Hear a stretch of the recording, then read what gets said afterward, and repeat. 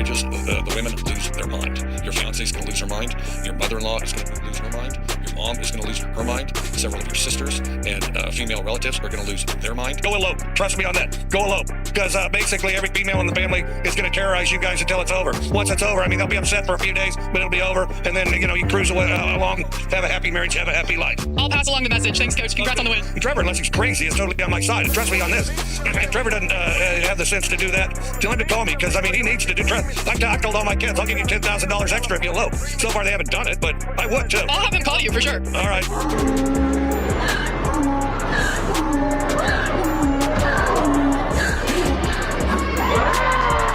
Hey, here we go. Hey, what is hot? Hey, turbo, hey, kid. Hey, what is hot? So far, that is what it feels like right now. We've heard last week, great left. Okay, but listen, I still beat both of y'all. I know that. Jalen was trying to win the thing. You talking about you could. So all these people that feel that bracket, you just trying to beat me and Joe. That's all that matters. That's the only thing that matters. Okay. Hey, matter of fact, hold on. What this man got now? He done got him a crowd or something, Joe. Nah. And still.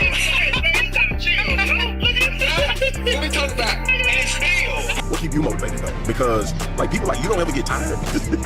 Tired of what? Winning?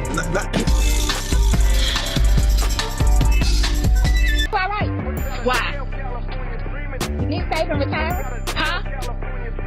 Nick Saban retiring? What? It's on ESPN. No.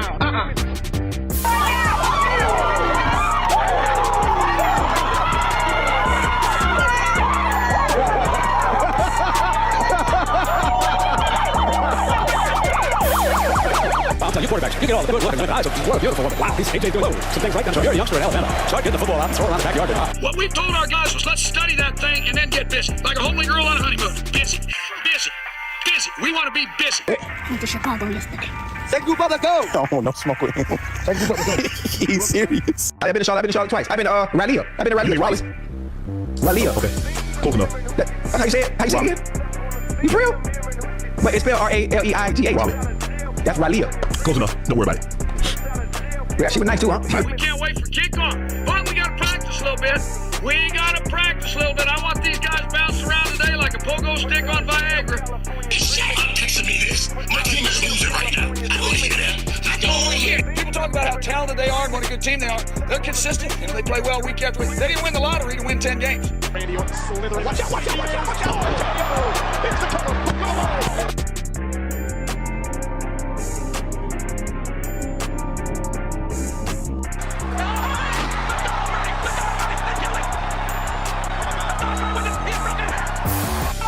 Who give up yards? We do. Who missed tackles? We do. Who let tight ends run free? That's us. Third and long? Still first down. Every time. Who can't stop a screen? Yeah, me too, Jack. Me too, buddy. Me too. Say the Dallas Cowboys going to the Super Bowl. Who's smoking dope? You got to be.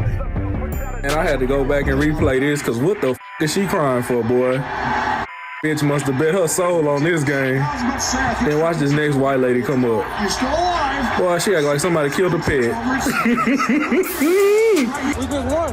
What the score? 31-14. Stephen A. Watch him out. Oh, shit. It's a good sound clip for the season. Hey, man. How much have you had to drink tonight? Not enough. Not enough? Not enough.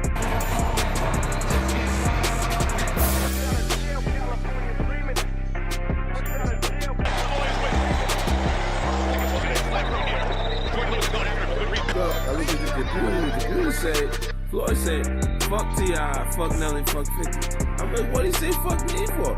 Because I be saying so much about it, especially like on our team.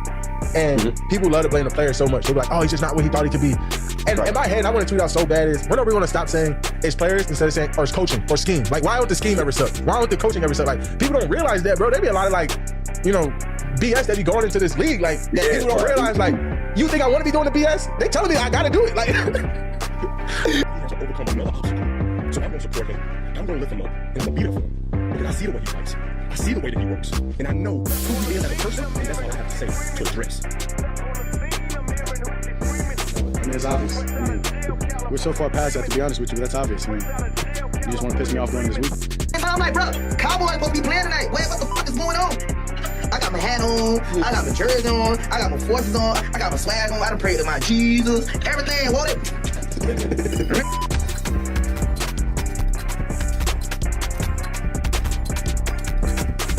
They're ever going to be there, but, you know, I know for sure I'm not going to win a Super Bowl there, so, yeah. We're here. DeMarcus Lawrence, welcome to the Seahawks. Thanks for joining us.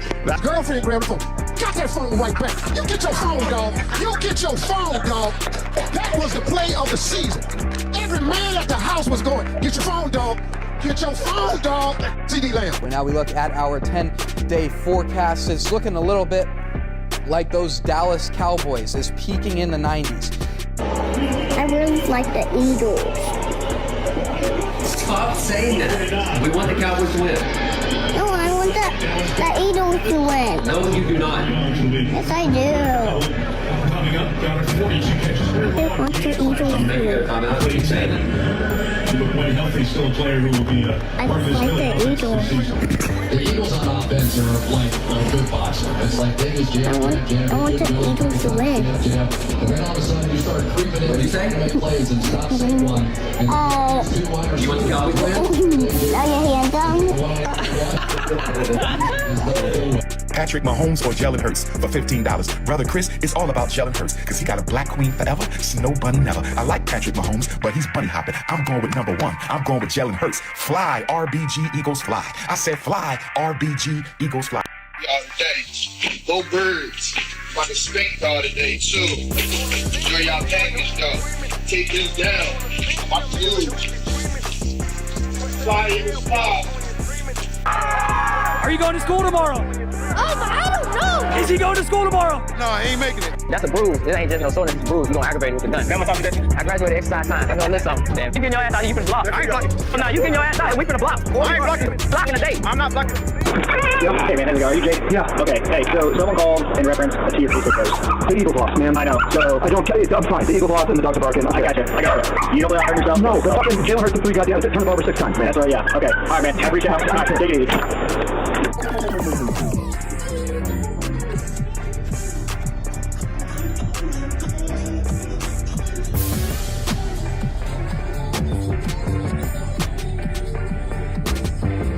I think it's two ways you can actually cut a sandwich. A and B are the two ways you can cut it. Choose C or D. You see help. And as assistant people down, my man just started throwing babies out the window. We was catching, unlike Aguilar and his mishaps. I like to put that out there. The MVP front runner. If anybody else got to say something different about that, then come see me. I'm right here in B-More outside the bank. If you got an issue with that, come see me. I'm about that. Big trust. Woo woo. Lamar Jackson in the flesh. Take a few more here for Lamar. Mike Jones. Lamar, there was that point in the season where you guys lost 3 straight, 4 or 5. Mike Jones, that's me. Mike Jones, that's me. So I'm sorry, go ahead. That's all right. What the fuck? Oh my, oh. What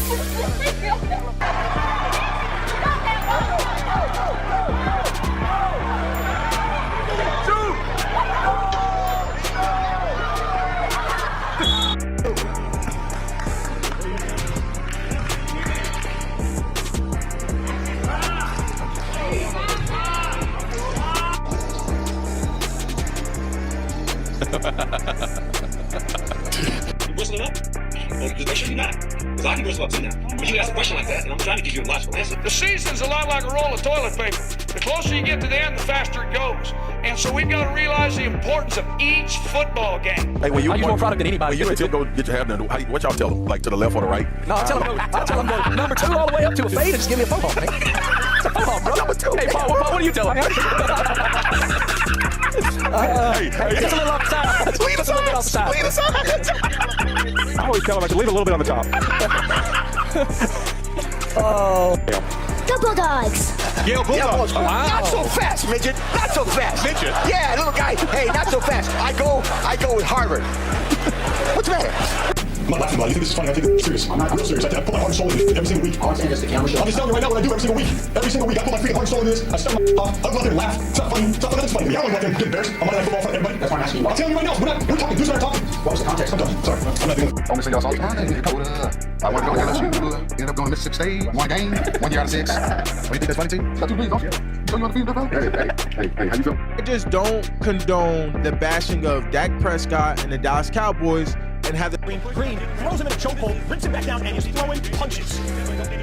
No one has any chill at this moment, and they're after it. All Ragnarok is breaking out there in Jacksonville, Bengals and Jags. All right, tell the camera what you think about life. Like, how do you see life? Sucks, but I'm playing football right now. And just Smitty, so, and then none of them. So I had all the thought process planned out, but anyways, oh, there's Landon. Clearly, Landon Dickerson, the center, All-American. Watch this, George.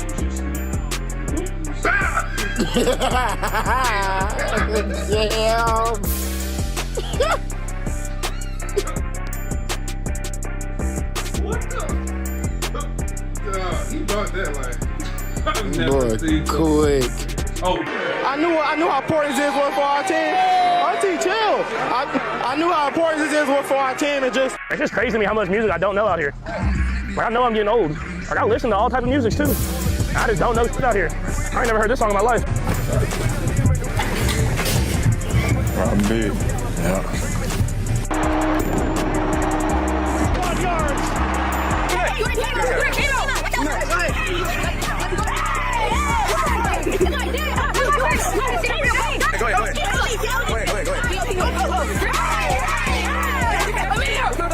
Bro, y'all need help, bro. Who throws on it? Who throws on it?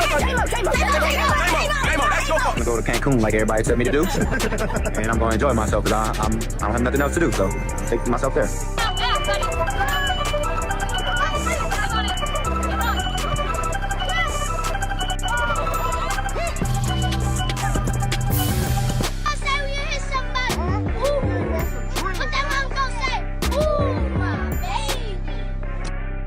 You don't quit, and you don't quit in sports. You retire.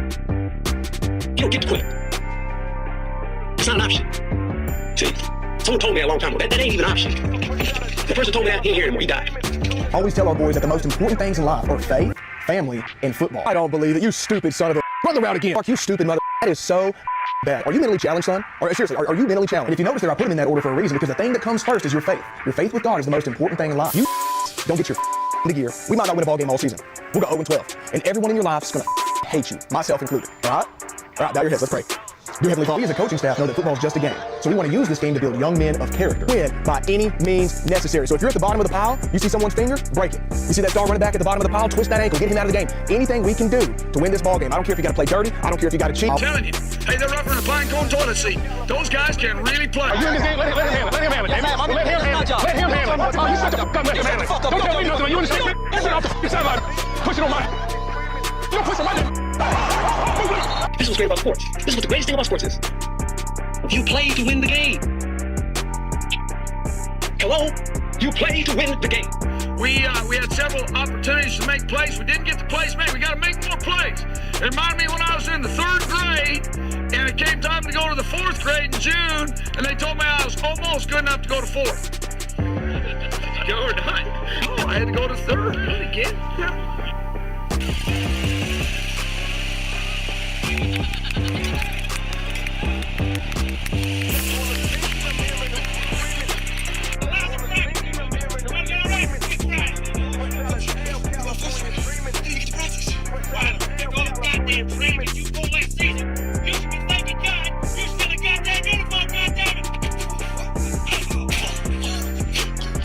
Needed some time to get going, and here comes. Oh! We almost lost one. You got another game. You got another game, man. And roll tide. Thank you. Roll tide. Roll tide. That's what. Roll tide. Roll tide. I hate Tennessee because first of all, it's Tennessee, and I just hate them because they low down, they dirty, they some snitches, and I hate hate Philip Homer. I hate the colors. I'm not a dog person. I just hate Tennessee, man. Like, I hate Neyland Stadium. Looks like a garbage truck working convention. And I hate all the quarterbacks. I hate Tennessee, man. It reminds me, it's not that orange you can say. I hate Tennessee more than I hate Auburn. I just dislike Auburn. I hate Tennessee. Tennessee's colors is that orange. It's not that orange you can sit with. It's that puke inside of pumpkin orange. And I don't like pumpkins. So I really don't like Tennessee, man. I can't stress that enough, man. And they lose. They sore losers because they're not Alabama. And I hate Tennessee, man.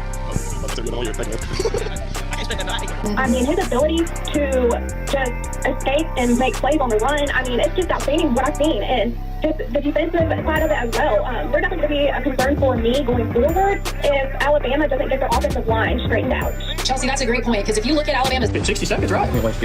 Oh, baby. You know what? I'm still happy.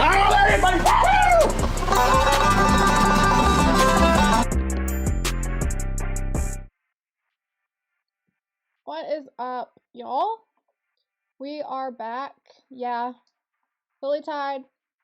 That lives rent free in my mind. That is me to a T when it comes to Tennessee. I really can't stand Tennessee. I would say I hate, not to sound like him, but I hate Tennessee more than I hate Auburn. I really do. Like, I just dislike Auburn. I'm quoting him word for word right now, but it's the truth. Like, I really can't stand Tennessee. I don't like Tennessee. I don't like Clemson. I don't like Ohio State. I don't like Michigan now. Yeah, those are the top ones that I really just do not like. But Tennessee, I can't stand Tennessee. I don't even know why. I really don't like them. But I just don't. It really, I think maybe when it was the game against Bryce Young, whenever we had Bryce Young, and I think Tennessee had Hendon Hooker at the time, but I think it was that game was when I really it just sent me over the edge. I really didn't like Tennessee because they should have been called for targeting. If you know what I know, like what I'm talking about, like if you know what I'm talking about. Okay, there we go. All right. Anyways, and what's up, Miguel? Good to see you in the building. I don't know. Georgia is up there for me. See, I don't mind Georgia, and here's why I don't mind Georgia. I don't mind Georgia. I don't mind LSU, and it's because of the Nick Saban coaching tree. So, Kirby Smart, he was with Nick Saban the longest out of any coordinator. Out of any defensive coordinator, he was there the longest. He was there from like 07 to like 2016, I don't know. Could have been 2017, I don't know. One of the two. Or could it have been 2017?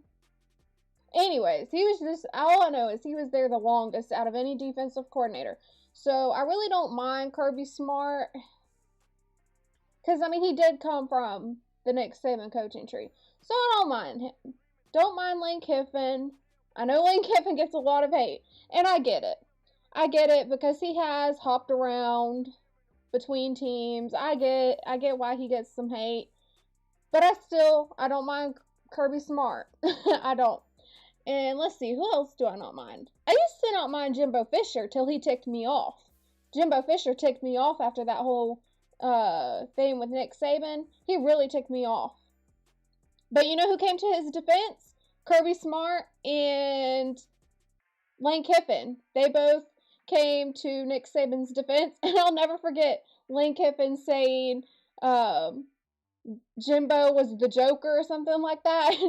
He called him the Joker. I laughed so hard at that. Anyways, I don't mind Georgia. Do I want Alabama to win over Georgia? Of course, but I don't mind them. I don't mind Georgia. What's up, D-Money? I can't stand any of them. Yeah, I just really... Tennessee. It's Tennessee. I don't like Tennessee because I just don't like Tennessee. I can't stand Tennessee. I don't know. Maybe it's because, like, growing up here in North Carolina, like, a lot of people... I'm close to the state line, so a lot of people either went for Georgia, because I'm not far from Georgia, not far from Tennessee, so they either went for those two teams, since we don't have an SEC team here. They either went for Tennessee or for Georgia. I didn't go for that. I didn't go for that. I was the total opposite. Obviously, I went for Alabama, but I have ties with Alabama. Like, I have friends in Alabama. I have family in Alabama. All of that. So, I have ties with Alabama. I don't like Notre Dame, Alabama, or Auburn. See, I don't mind Notre Dame. Man, I like that head coach. That what's his name? Is it Furman? Mark Furman? Man, I want him. I like that head coach from Notre Dame. But let's see. Auburn. I don't like Auburn. But I really can't stand Tennessee. I can't stand Tennessee. Anyways, let's get into some drops. Well, should I play the motivational? Nah, I'm just gonna play the drops first and then I'll play the motivational video. Because D-Money, you got the most drops. Let's see here. D-Money, D-Money, D-Money. Oh, and can you bring my coleslaw on a separate plate? I hate it when it touches my bread. Well, Scott, on the topic of coleslaw, we're on television. Your name is mud in these parts. I'm Tell well the people aware. what your deal is with the coleslaw. I don't want it on a sandwich. It's not on the sandwich. When you say don't put it on the sandwich, they go, it comes on the sandwich. And I say, not if you don't put it on the sandwich. And then they look at me like I'm not the one paying for the sandwich. Just don't put it on the sandwich. How hard is this? I'm not being the jerk here. I'm really not. Listen. I always tell people, listen, if you guys have never been, I didn't realize this was a Carolina thing. I promise we'll get to some sports talk. We got to talk some food, man. Slaw dogs. I don't know if you guys have ever had them. I don't know if it's really big. I don't think it's as big outside of the Carolinas. Y'all, I told Lee Turner, for those of you who don't know Lee Turner in the YouTube streets, I told Lee Turner about slaw dogs. And he likes coleslaw. He's someone who likes coleslaw. So I told him about slaw dogs. And he was like, I'm going to have to try that. I was like, yeah, you'll like it. You'll definitely like it. Old-fashioned slaw dog, man. It's a hot dog with chili, onions, mustard, and slaw. And we have a place called Rush's, which is right down the road from Jimmy's Mart. Jimmy's Mart is a gas station, but it's one of those places, you know, these old Southern gas stations that have the breakfast and the food spot inside. It's one of those. But I just grew up going there. I used to go there and get breakfast. You get cheese, grits, eggs, all that stuff. But they also had the slaw dogs. But it was crazy because, like, when I got to Alabama, because I was born and raised in South Carolina, I didn't live anywhere else. I was like, man, like, nobody has slaw dogs around here. And I would be asking people, they'd be like, what the hell are you talking about? I think they thought it was just like a hot dog with only slaw. I'm like, no, man, you got to throw everything on it. You know, it's a whole deal. But anyway, I guess it's like a staple to the Carolinas. You got to check it out. Now, all right, there we go. Shout out to you, D-Money. And let's see, Philly Tide, what do I want to play for you for a drop? I don't know if I've been meaning to put like a Nick Saban one on here. I don't even know if I have put Nick Saban as a meme on here yet, because I do have a nice Nick Saban meme. But I don't even know if I put that on here yet.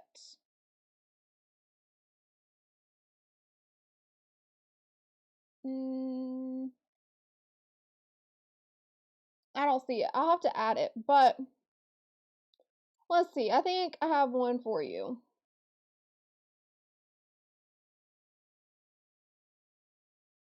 It's going to be a Philly one, though. How much fun is this, and how much are you enjoying this experience so far? Honestly, I think this is terrible doing all this. I think that we could have stayed in Philly and come on Friday or Saturday. Then you wouldn't get to see Timberlake and all the other celebrities here. It's part of the experience, right? He's a normal person. He bleeds just like I bleed. He go through Philly just like I. So, I mean, he's a celebrity to you. I mean, hats off to him. I listen to his music. I mean, he's a great guy. I mean, great artist. But I'm here to play football. I care less about all that other. Did you see the temperature for game day on Sunday? We're playing indoors. If you were outside, though, how would that affect it? I don't think Super Bowl will be in the winter. I mean, we'll be here. Makes sense. They had it cold. He wasn't having it. Yeah, he said we could have just stayed in Philly. Ain't no need for all of that. All that extra BS, ain't no need for it. What's up, the real odds and evens? Good to see you here. All right, y'all. Let's play the Touchdown Tribe National Anthem. Y'all know I'm bad to forget about doing this, so let's play it. On the Star Spangled Banner, Fergie. Let a flag walk stream there.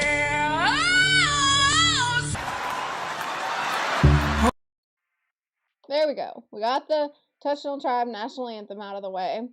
Now let's get into the motivational video. Don't actually want you to win. They want you to almost win. They liked you better when you was promising success, not producing it. Because when you evolve, you threaten the version of you they benefited from. See, love is easy when growth is distant. Love gets revealed when growth becomes real. You don't lose them when you level up. You expose them. Be careful of the ones who become envious of you trying to gain success. That's something that I'm very mindful of. Hopefully that's words of wisdom for you. It motivates you to be careful about who you surround yourself with. Alright, there we go. Now let's go ahead and get into the topics. So, first up, gonna play a video. It's an interview actually from New Heights. I haven't seen it yet, but I've been wanting to play it. It's with Caleb Williams. We're gonna see what Caleb Williams had to say in this interview. Alrighty, our guest today is the 6'1" quarterback from the University of Southern California. USC. He's the 2022 Heisman winner, the #1 draft pick in the 2024 NFL Draft, back-to-back winner of GQ's most stylish football player. I didn't know that. Way to go. Okay. I knew Caleb Williams won the Heisman. I didn't realize it was in 2022.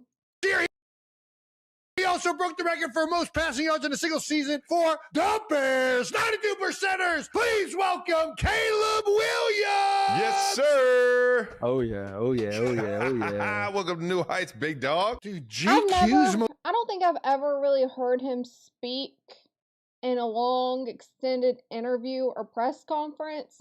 Like, I've heard a little bits from him after games, right? But nothing in depth. So I'm interested to see how he acts, considering he does paint his nails, right? That's something, not that I hold that against him necessarily, but when I say I don't hold it against him, he's a talent, right? I don't let that cloud my judgment of the talent that's there. But I am interested to see how he acts.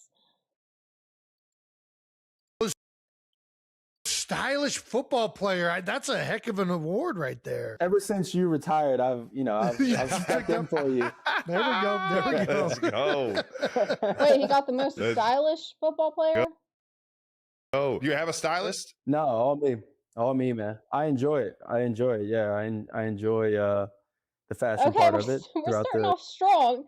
He kind of is giving like a Stephon Diggs vibe in a way, because Stephon Diggs is heavily involved in the fashion world. I don't think I've ever seen Stephon Diggs paint his nails though, but it is kind of similar. They like the locker room. We all know the locker room, who we wouldn't like to date our sister with the Vikings. We all know that interview, right?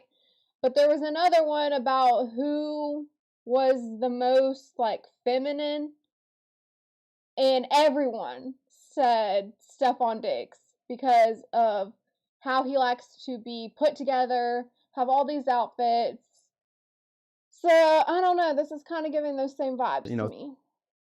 Towards the end of the week, when the plays start dying down, as y'all know, game plan starts dying down. Oh yeah, are you like a creative? You'll throw it together last minute? Or I throw it together probably the day before we have to leave. Day before. Yeah. Smart man. Yeah. There have been times where I'm just sitting there. I know the bus is about to leave in an hour. And I'm like, what do I need? Just start grabbing shit that you don't even know if fits. Fuck. Yeah. I'm a day before kind of guy. And then I pack my bag and bring it to the facility, so I can't go back. Yeah, exactly. There you go. Well, we're in the off season, brother. I know you're probably back in Chicago in the beautiful spring, summer of Chicago, man. The Midwest, baby, doesn't get any better. Doesn't get any better. How's everything going? How's the team looking? What is up? Let's play your drop. We're a minute and 35 seconds into this. Let's go ahead and play your drop. Okay. 3 a.m. Where you at? Where you at? Here we go.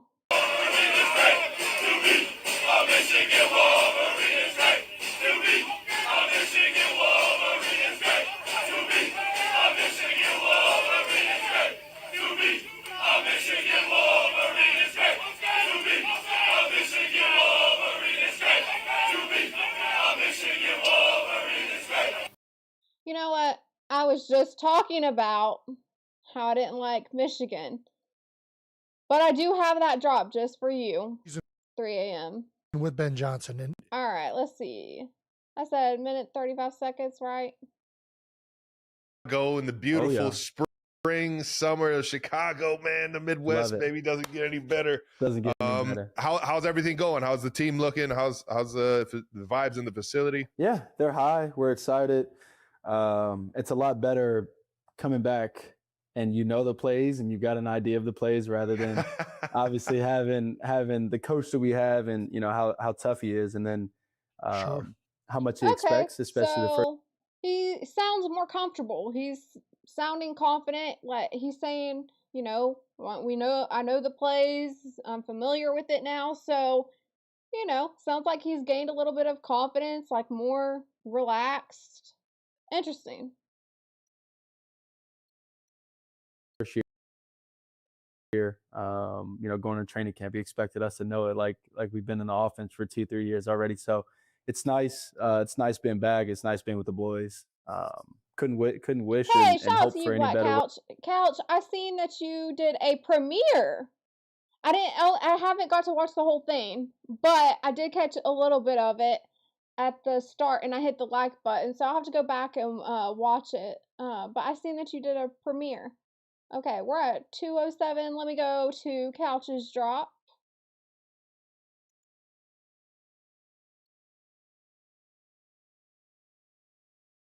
Let's see, where you at, Couch? There we go.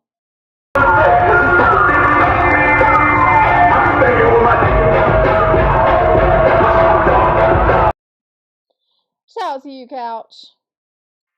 Oh, wrong one. Click the wrong screen. We go up and I meet in his office and we hang out.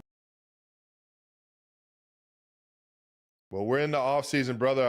I know you're probably back in Chicago in the beautiful spring, summer of Chicago, man. The Midwest, baby, doesn't get any better. Doesn't get any better. How's everything going? How's the team looking? How's the vibes in the facility? Yeah, they're high. We're excited. It's a lot better coming back and you know the plays and you got an idea of the plays rather than obviously having the coach that we have and you know how tough he is and then how much he expects, especially the first year. You know, going to training camp, he expected us to know it like we've been in the offense for 2-3 years already. So it's nice. It's nice being back. It's nice being with the boys. Couldn't wish and hope for any better weather than we've been having. So I'm excited. Yeah, I'm excited. Chi-Town right now is booming. You just said second season with Ben Johnson. And to me, watching it, it just looks complicated. Oh, yeah. Is there a major advantage to now having all that under your, you know, in your repertoire for a full year and kind of not starting from, you know, nothing? Yeah, no. There definitely is. I mean, like him and I, like we meet every day. We you know, we go up and I meet in his office and we hang out and laugh, joke. We talk about ball and things like that. But being able to get the call, like right as of right now, like we're not really installing like full plays and things like that. We're more route details and the rookies simple just basic, got there. Yeah. What is up, Logan? Good to see you in the building. Things that obviously help you win. So the small things. And so, but we're still doing like perfect plays. We got the perfect play thing going on right now. And we're going out there, we're calling plays and we're getting in and out of the huddle. We're lining up, we're getting to the ball fast. We're you know, going through checks and all these different things. And, you know, last year at this time, we could barely spit out a call. Yes. Right. Yes, Couch. The Travis Kelce, they are actually engaged. They're supposed to be married soon, allegedly. So, yeah, they're a little bit more than boyfriend and girlfriend now. But, yeah, that's who that is. And so now it's been a lot more fun for me per se to be able to be in this position. And then also I get to be in a role that I haven't necessarily been in my first 2 years. New coaches both years, new offenses, the comfort level, but also being able to go out there and play and win ball games was important. And so being able to step into a little different role has been exciting for me. That's awesome, man. Yeah. And you fucking took it over, man. That shit was so fun to watch last year. I know exactly what you're talking about in terms of just getting a new playbook kind of thrown at you in a different way, though, because my entire career I've been with Coach Reed, and the playbook and the terminology's been there. But I had one Pro Bowl where I had to learn another offense in a week. Dude, and when I tell you, I was out there fucking running. Like a lot of people think I just crazy. Is there, Caleb Williams is talking about learning a new playbook, having different coordinators, all of that, right? This is the same thing that Jalen Hurts has been doing, and he's excelled at it, in my opinion. Again, y'all know I don't like the Jalen Hurts hate. Run routes just like not what's called. I That's what literally you were was out there asking. doing my own fucking thing. Mac Jones is out there trying to fucking throw daggers to me, and I'm running go routes. Gritty him down the field, Mac Jones. So funny, man. But that shit's tough, man. It's and tough. The terminology's crazy, and especially when you're young, man. I can only imagine. But you fucking perfected it, dog. Yeah, no, appreciate that. We got a lot more coming, and I'm excited about it. But it's coming together. The guys are moving, outside at least. I think would be a fun reaction is me finding like some like old school like NFL, if I can. They don't like to reveal this information often, but if I can find a video where it talks about like these plays and everything they have to know and learn from the playbooks and us react to that, I think that'd be like very insightful to people because it's a very complicated process. When you talk about a QB IQ, I mean, there's a reason why they have to have a very high IQ when it comes to being a QB because it's not easy. It's not easy, like understanding all those plays, knowing the terminology, everything, every element to it. It's very complicated. So I think that it'd be cool to break that down. Tight ends and running backs, they're flying around. Well, Joe Tooney's not flying around? Do I got any need to get on Joe? Joe's always flying. Joe's always flying, baby. Ohio ball player. On a more serious note, you guys had so much success in year one with Ben. Yep. What is the focus now for year two, right? Like what is the offense? What are the things you guys feel like you need to get better at to take that next step?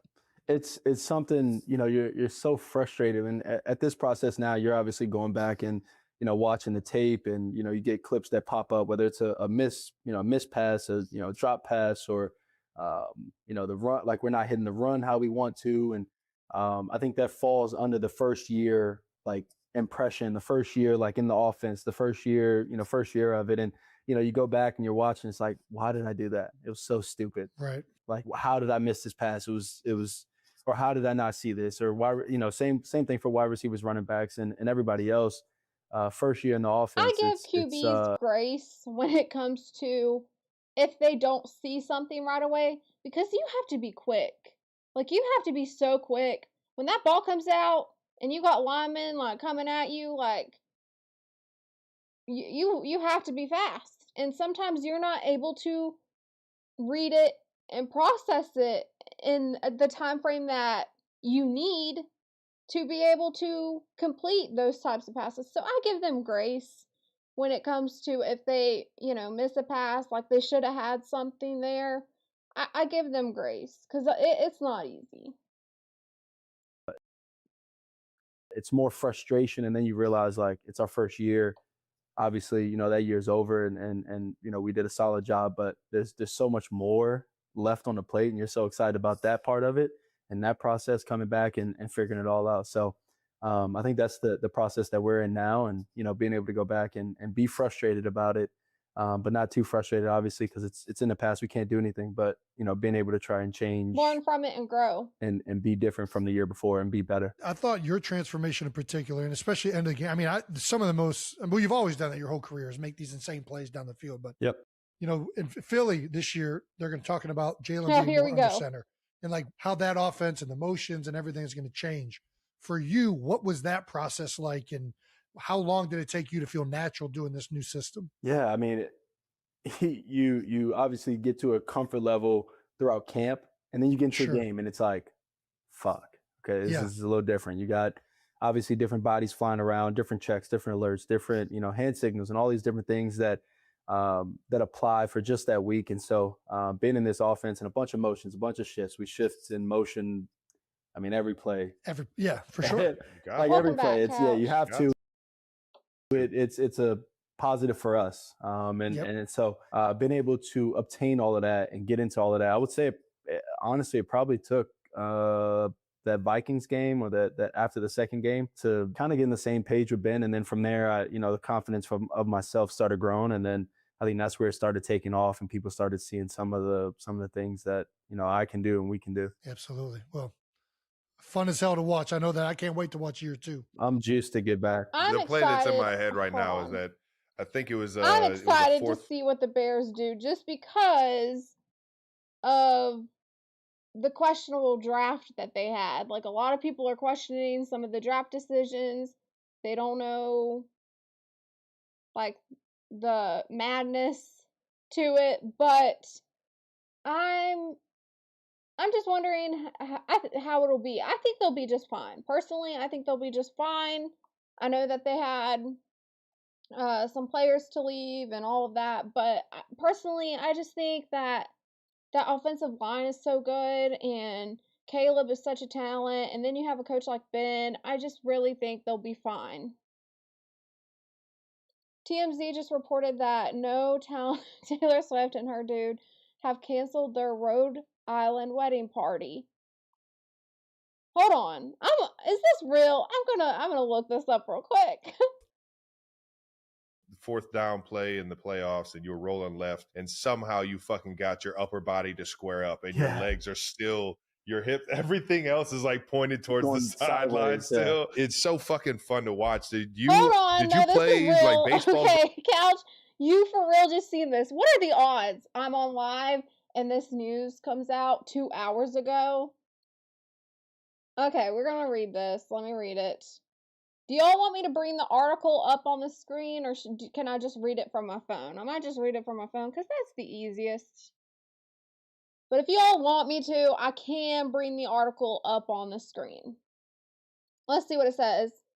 Madison Square Garden apparently was not Taylor Swift and Travis Kelce's first choice for a wedding bash. Several months ago, there were reports the celebration would go down at Ocean House Resort in Rhode Island. Our sources say the couple locked in a date of June 13th. Let's see. We've done some digging and found out a big old fireworks show was planned as part of the reception. But in mid-May, the fireworks company handling the show got word that the event was canceled and had been moved to New York. As for why, we're told the couple bailed afterward, got out about the venue. Let's see.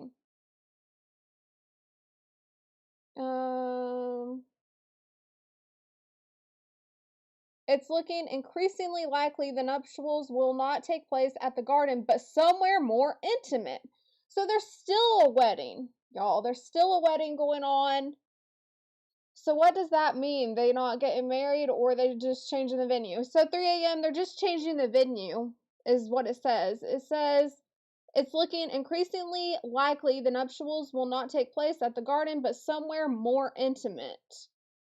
Now, here's the most intriguing part. Typically, when the wedding is separate from the reception, the wedding takes place first. If Taylor and Travis had planned to celebrate on June 13th, was there already a wedding ceremony in place?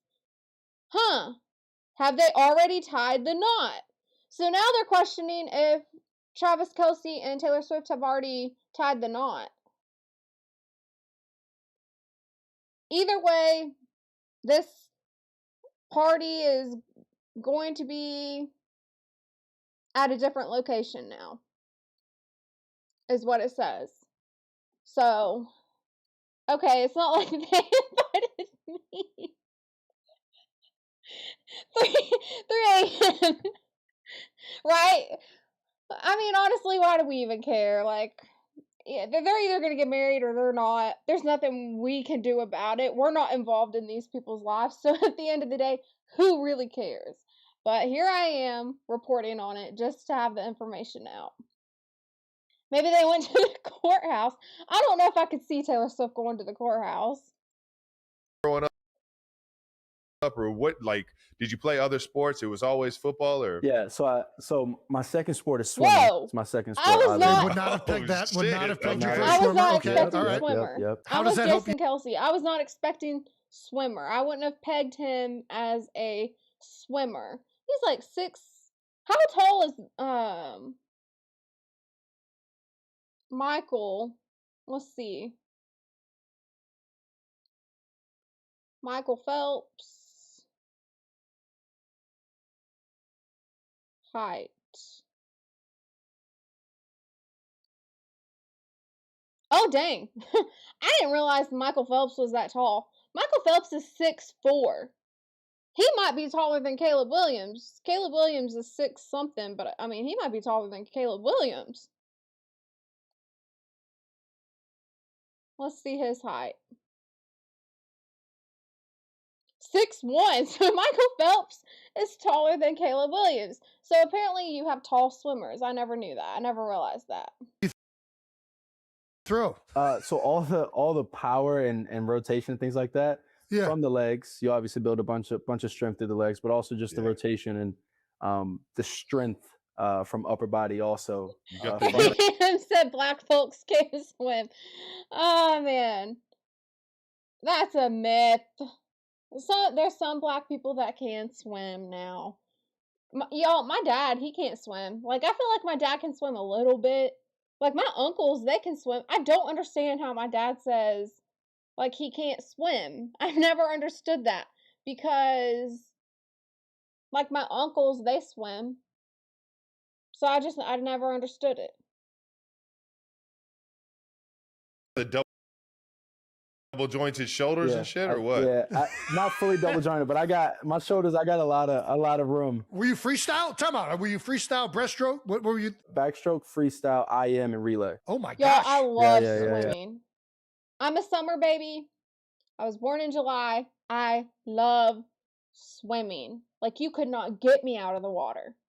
I was addicted. Like, growing up, going to the lakes. You couldn't get me out that water. Now I wouldn't go in the ocean. You couldn't pay me to go in the ocean. I would probably swim in a lake, but you couldn't pay me to go to swim in the ocean now. You couldn't. But pools are safe for the most part. Lakes, I don't mind lakes. I just ain't going out in the ocean. I was swimming before I could ride a bike. But you know what? I wonder if, no, I don't know. I feel like I learned both around the same time because I started swimming when I was young. My mom, she taught me how to swim when I was young. I could have started. Yeah, actually, you know what? You could be right, Couch. I could have probably started swimming before I rode a bike. Now that I'm thinking about it.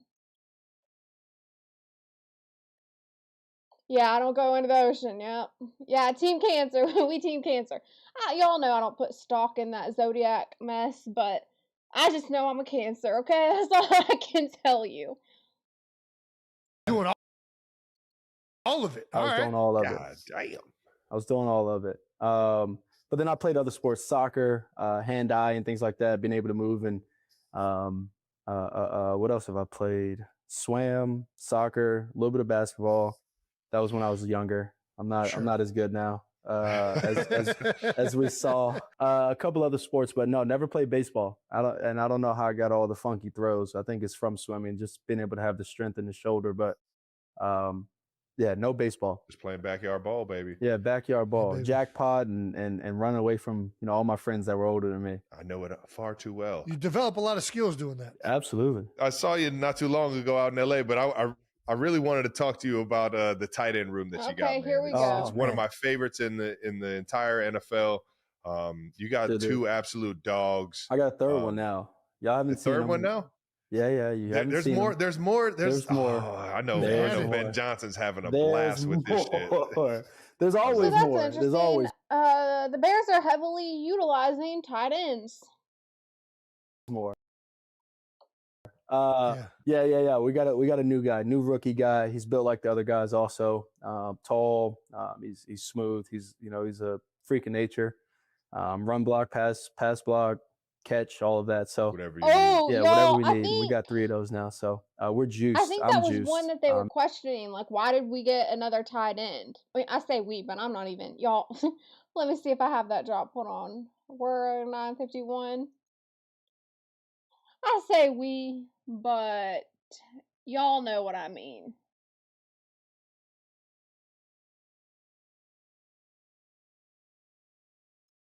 We? We. Nothing better, and then you shift out. I don't even know. Okay, I was like at 9:20. But the tight end, back to what I was saying with the tight end room. That's what they were questioning, is why did they need another tight end? But I really wanted to talk to you about the tight end room that you got, man. It's one of my favorites in the entire NFL. You got two absolute dogs. I got a third one now. Y'all haven't seen third one now? Yeah. You haven't there's seen more. him. There's more. There's more. Oh, I know. Ben Johnson's having a There's blast with this shit. There's always more. There's always more. Yeah. We got a new guy, new rookie guy. He's built like the other guys. Also, so you've heard Mailbox Sports. For those of you who are not familiar with Mailbox Sports, he's a huge Chicago Bears fan. But you've heard him talk about Loveland. That's their tight end one. Another tight end is Cole Kmet. And then, they have like 4 tight ends. Sam Roush, drafted in the 3rd round. And then they have Mercedes Lewis? So they have quite a bit of tight ends going on at the Chicago Bears. So they're heavily utilizing the tight ends for Caleb Williams. Tall, he's smooth. He's a freak of nature. Run block, pass block, catch, all of that. So whatever you need. Yeah, whatever we need, and we got 3 of those now. So we're juiced. I'm juiced. It's always an advantage when you can have one tight end, but when you have 3 that can do all, it's a big advantage and up to us. So I'm excited. I know we're over here in the Bears side of town. We're really excited. So it's gonna be fun. Fuck yeah. Oh yeah. Man alive, dog. There's nothing better than getting out there in a little 13 personnel. Nothing better, and then you shift out. We spread it out. Let's spread this out. Yeah. It does feel like most of the really, I'm trying to think, dynamic offenses utilize tight ends. Tom, Peyton, obviously, he's still going, but Trav and Pat and all these other guys that have come up. Joe. Dang, that's a good point. Other... He's listing some top quarterbacks who utilize tight ends. That's a good point. These other guys. So, I think we got something good going over here. I got 3 of them, like I said. So I'm very lucky. They used to utilize a tight end like Jason Witten. That's who I grew up watching. But Jason Witten, I feel like we really haven't had a good one since him. Like, we did have, I'm trying to think of his name. Which one? Was it Schultz? I'm trying to think of the tight end that went to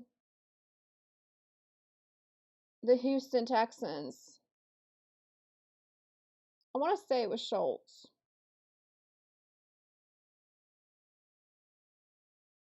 Yeah, it was Schultz.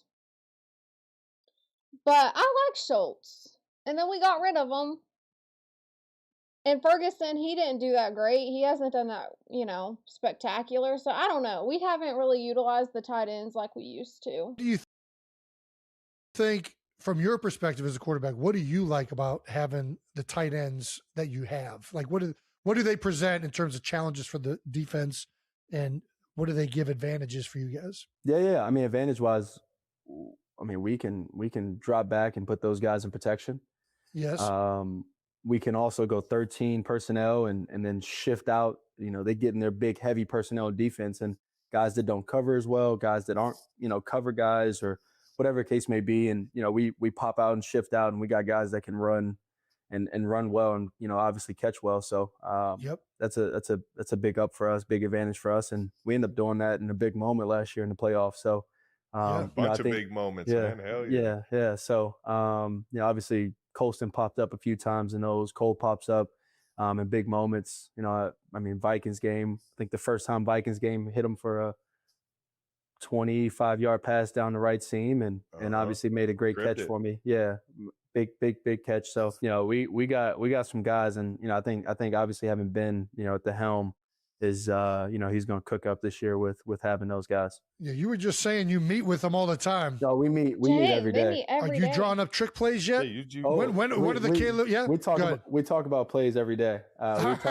We talk about plays and how we can, make the plays better, how we can read them better. We're always trying to find more explosives. I know probably Andy does the same thing, trying to always find more explosives. Like even in the base plays, like how can we fix maybe one route that changes the whole thing? But it becomes maybe a base play for us, but it's super explosive, super efficient, and that's always what Ben is looking for. Yeah, always looking for the little things that you can make a play feel more new and and be just a little bit more that a team is unfamiliar with, man. And I every single offseason I'll go up and say what's up to Coach Reed in his office, and he's just got index cards, just stacks and stacks of index cards, man. I walk up into Ben's office sometimes, and it's just his board, and his desk is just filled with paper. His board is filled with different drawings and things like that. Madness, man. Madness. We just got the schedule a couple weeks ago. Eagles week 3. Oh yeah. Birds, baby. Monday night football, baby. Monday night. We got a bunch of primetime. Thanksgiving against the Lions. Oh yeah, I'll be sharing that day with you as well. And Christmas Day, baby. Day. Are you Christmas Day or Christmas Eve? What are you? I fucking love it, man. We're gonna be practicing either day, or we're gonna be working either day. I'd rather be playing the actual game. Okay. Same here.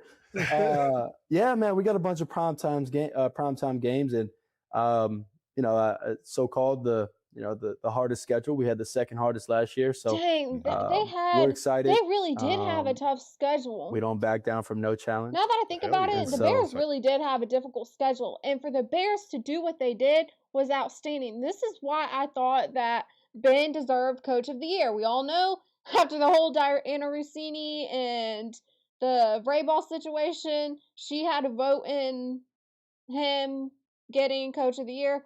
I don't know. That's still kind of suspicious to me. But I think it should have either went to the head coach for the Chicago Bears or the head coach for the Jaguars. I think one of those two deserved it over Vrabel. Like, Vrabel, of all people, I can't comprehend why he deserved it. I didn't think it was that spectacular. But, hey, what do I know? We want everybody to know that going to the playoffs and things like that is in our future, and in our present future and future coming up, and it's going to be a consistent thing for us. But obviously, we got to do the right things to put ourselves in those positions. And so, it starts now, and then it finishes in February. So, we're excited about all the opportunities coming up. And as Dion says, it's prime, baby. Hey, I like this. This is actually a good interview. Shout out to prime time. That NFC North, man, is going to be a lot of prime time. It is loaded. It is loaded. That comes with having one of the toughest schedules. Is that you got 6 games right there? Yeah. Yep. So I think it's going to be really fun, honestly. Being able to bring that type of energy, prime time games to Chicago or wherever we're going to be. I think it's that energy is going to be really infectious, and we gotta make sure we use it the right way. All right. Well, can we walk through some of your plays from this past year? We got at least one clip, although we just deleted it, so I don't know if do we have time, Brandon? I'm assuming we have time. All right. We're gonna go through some of the most insane throws from last season. My throws are just overall. No. This is all you, baby. No, come on. Well, they happen to be your throws. I think they are overall some of the best. This is the game. Game time. Wow! down, DJ. Top, baby. Beautiful. You had to have that one on there. Oh, we got just a compilation of them. That one, oh, that was my favorite. That was my favorite. Just Pressure in his chuck it face, up. just No. airs it out. Just Dime. chuck it Not a up. dime. Hold on, though. What's the corner doing here? Do you sit back and you look at sometimes the reaction? I actually saw who was on Cole. When I flipped around, I created enough space to where when I flipped around, I saw probably 10 people to the right, and I saw just Cole and Y'all, I gotta 14 to the rewind left. this. I gotta rewind this because I gotta be able to process what he's saying. My adrenaline is so high because seeing that play again just sparks a reaction out of me every time because that was just the most breathtaking play that I have seen in the NFL in a while. Maybe I'm being biased, but actually I'm not being biased. I'm not being biased on this. I'm not even a Bears fan, okay? And I'm not even huge on Caleb Williams by any means. Of course I think he's a spectacular talent, but anyways, this play was just so breathtaking to me. And I gotta reprocess this. So we gotta rewind it. Because I want to hear how he's seen it through his lens. How the quarterback processed this. I gotta go back, okay? We gotta hear this again. Let me go back just a little bit. Let's see. I think right there is good. Oh, we got just a compilation of them. Just chuck it up. Oh, dog. Just chuck it up. And here's what I'm just most interested to hear is the fact that he had two defenders in his face. And I did hear him a little bit. He said something about he was able to get turned around fast enough and create separation. I'm interested to see where he goes with this because the way he was able to do that and just drop a dime, like that is still the most spectacular play. The corner doing here? Do you sit back and you look at sometimes the reaction? I actually saw who was on Cole. When I flipped around, I created enough space to where when I flipped around, I saw probably 10 people to the right, and I saw just Cole and 14 to the left. And 14 is a smaller guy, and obviously Cole is 6'5", 260. He's one of the biggest dudes on the fucking field. Yeah, 260. And they were near the front end zone. So my whole thing was just try and put this ball in the back end zone, and it's our best shot to try and make a play and make it easy on him. So end up being able to create enough space, get enough leg power into it, and just put the ball up in the back of the end zone, let Cole do the rest. That's interesting. Yeah. So he processed it, like he said, he was able to see the 10 on the other side and just know that Loveland was it Loveland? I can't remember, but Cole, like he was in his own world. Was it? I don't even know which one it was. But anyways, whoever it was in his own world and his height. He looked at the height advantage. He just thought, my best bet is to just get it down there to him because he has some height on him against that other defender. So the fact that he was able to process this is why the QB position is so fascinating to me. No idea how you got enough on that one. Yeah. Retreating like that was crazy. In the cold, man. You kidding me, Doc? Yeah. I can't even. Maybe that's why it's so breathtaking to me. Is like the fact that how is he able to get enough air on it while having defenders in your face, and not only that, but just to think that he turned his whole body around, right? And then to get in the position to be able to air it out, my mind is just still mind blown by that play. You ever felt Soldier Field that electric since you've been playing there? That place went nuts. Not even this play. The national anthem was the most electric national anthem I've ever been a part of. Yeah. It was like the whole city came together. Man, it was insane. Imagine if they had made it. This is personally my favorite throw of yours from last season. Imagine if they had made it. Because if you all remember, they tied it and then they lost in overtime. That, man, That broke my heart, y'all. I ain't gonna lie. I was on my feet the entire end of that game. I was on my feet the entire end of that game.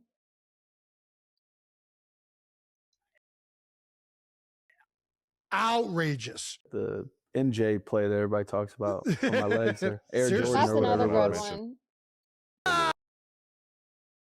You would honestly, you would consider that a risky throw, right? Because he had defenders around him. Not only was Caleb under pressure, but whoever he threw to, I can't see who he threw to, but whoever he threw to in that, they had defenders all around him. Drops it in the fucking Yeah, bucket. Dropping a dime, rolling to the left. That was dope. Yeah, it was pretty And then fun. What's the next one?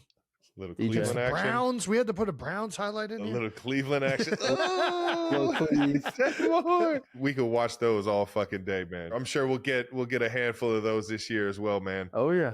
Let's get into I love hearing our play last. breakdowns like this. Let's see what you say, 3 a.m. He is a good QB, but he makes a lot of bad throws, underthrowing passes under 15 yards. I mean, obviously, I can't speak on that. Just because I don't feel like I watched him enough. Obviously, that's not my team. I didn't watch him enough to make a judgment call on that. I did see him in college. I watched him in college, but I don't know. I feel like he's great. Like, I feel obviously there's pros and cons to every quarterback, right? There's always something that they can improve on. But just for that, like, I think that they said like this is, what is this, his second or third year? I don't know. But just thinking about that, it's like he's such a tremendous talent and he's only going to get better.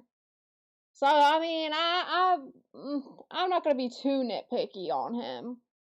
He still has a lot of work to do mentally.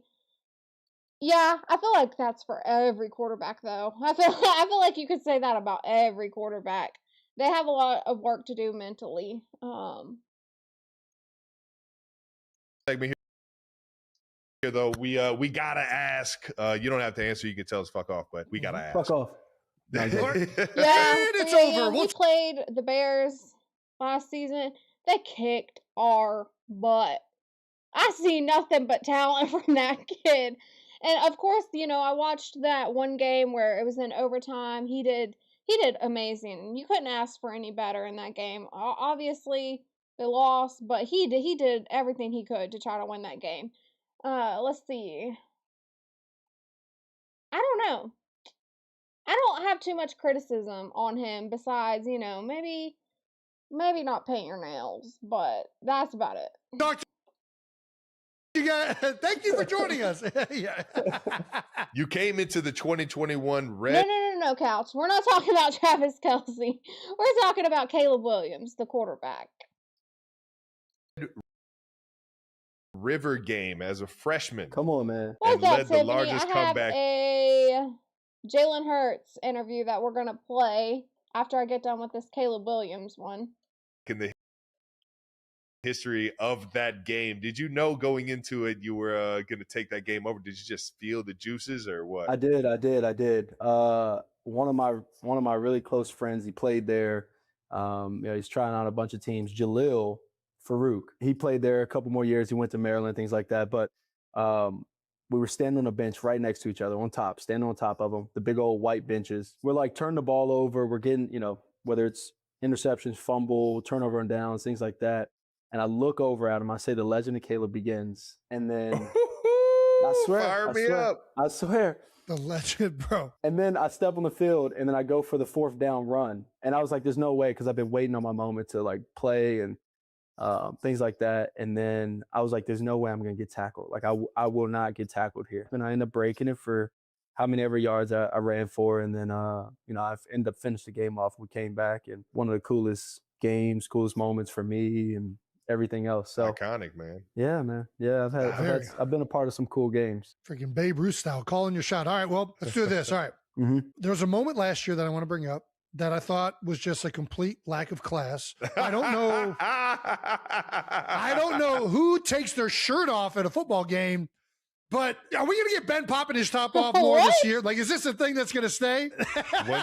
Once you do it, You gotta own it. Go. You gotta own it. That was a great moment. We're looking at a photo right now, and it's fucking epic. It was like pandemonium Keep in your the shirt locker on, room. buddy. Keep When your he shirt started on. doing it, I'm we sorry, just Ben, lost but our keep your shit. shirt It was a on. great moment. It was like, yeah. Look at him. He was. Everybody's going nuts. Yeah, I'm juiced in the back. This is our T-Med. He's our EQ, and he's just in the Man, middle, he's just ripped, freaking. though. He's the best, man. But yeah, it was a great moment. It was a great moment. Ben didn't do it early in the year. Yeah. He had to lift a little bit more. That's right. At some point, I started seeing him in the weight room right before we go out to practice, getting a couple squats, getting a couple, lifts and things like that. And then Yeah, that's what I just said. Yeah, he was working for this moment right here. I mean, didn't know it. It but paid off. It paid off. It paid off. The striations. I mean, you're seeing striations in veins. It's good. He brought a lot of juice to us. I think this was Tiffany, give me the updates. Give me the updates. What more has came out about AJ Brown? Are you kidding me? Like, this is just never ending at this point. It's going 9-3, I think, or something like that, and it was a good moment being able to obviously beat such a really good team and organization and things like that. So it was a fun moment. That's fucking awesome. Yep. Taking your shirt off is always a electric thing to do at a football game. Always. What's the best iconic Chicago food? We got deep dish. We got the Chicago dog, a little Italian beef. I actually, and I don't know if this is like a iconic thing or whatever, but I just had a Chicago tavern style pizza. Tavern style pizza. Honestly, the best pizza I've ever heard had in my about life. that. Oh shit! You want to shout out the pizzeria? Or? Zarella. I don't want to. Zarella. Zarella. I think is how you spell it. It's insane. It's actually insane. What's the difference between deep dish and tavern style pizza? It's thin. They're cut in like squares, I love a thin and then it's crust pizza. crisp. Like the bottom is like flaky, so it's like a slight crunch when you I bite love in. a thin So crust or a Chicago deep, or is it Chicago style pizza or a deep dish? What does Detroit do? I like Detroit's pizza too. It's killer. It's absolutely. Fuck, I love some good pizza, man. Hell yeah. Social media. What you mean, Tiffany? I do got social media. I have an Instagram. I have a what else do I have? A Snapchat. Instagram, Snapchat. I mean, most of the time I get all my information from Instagram. Find yourself in South Side Chicago.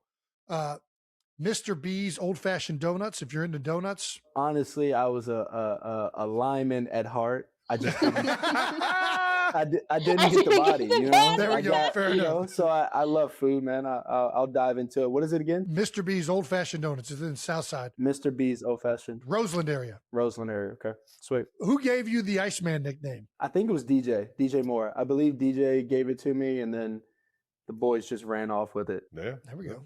It's fitting, dog.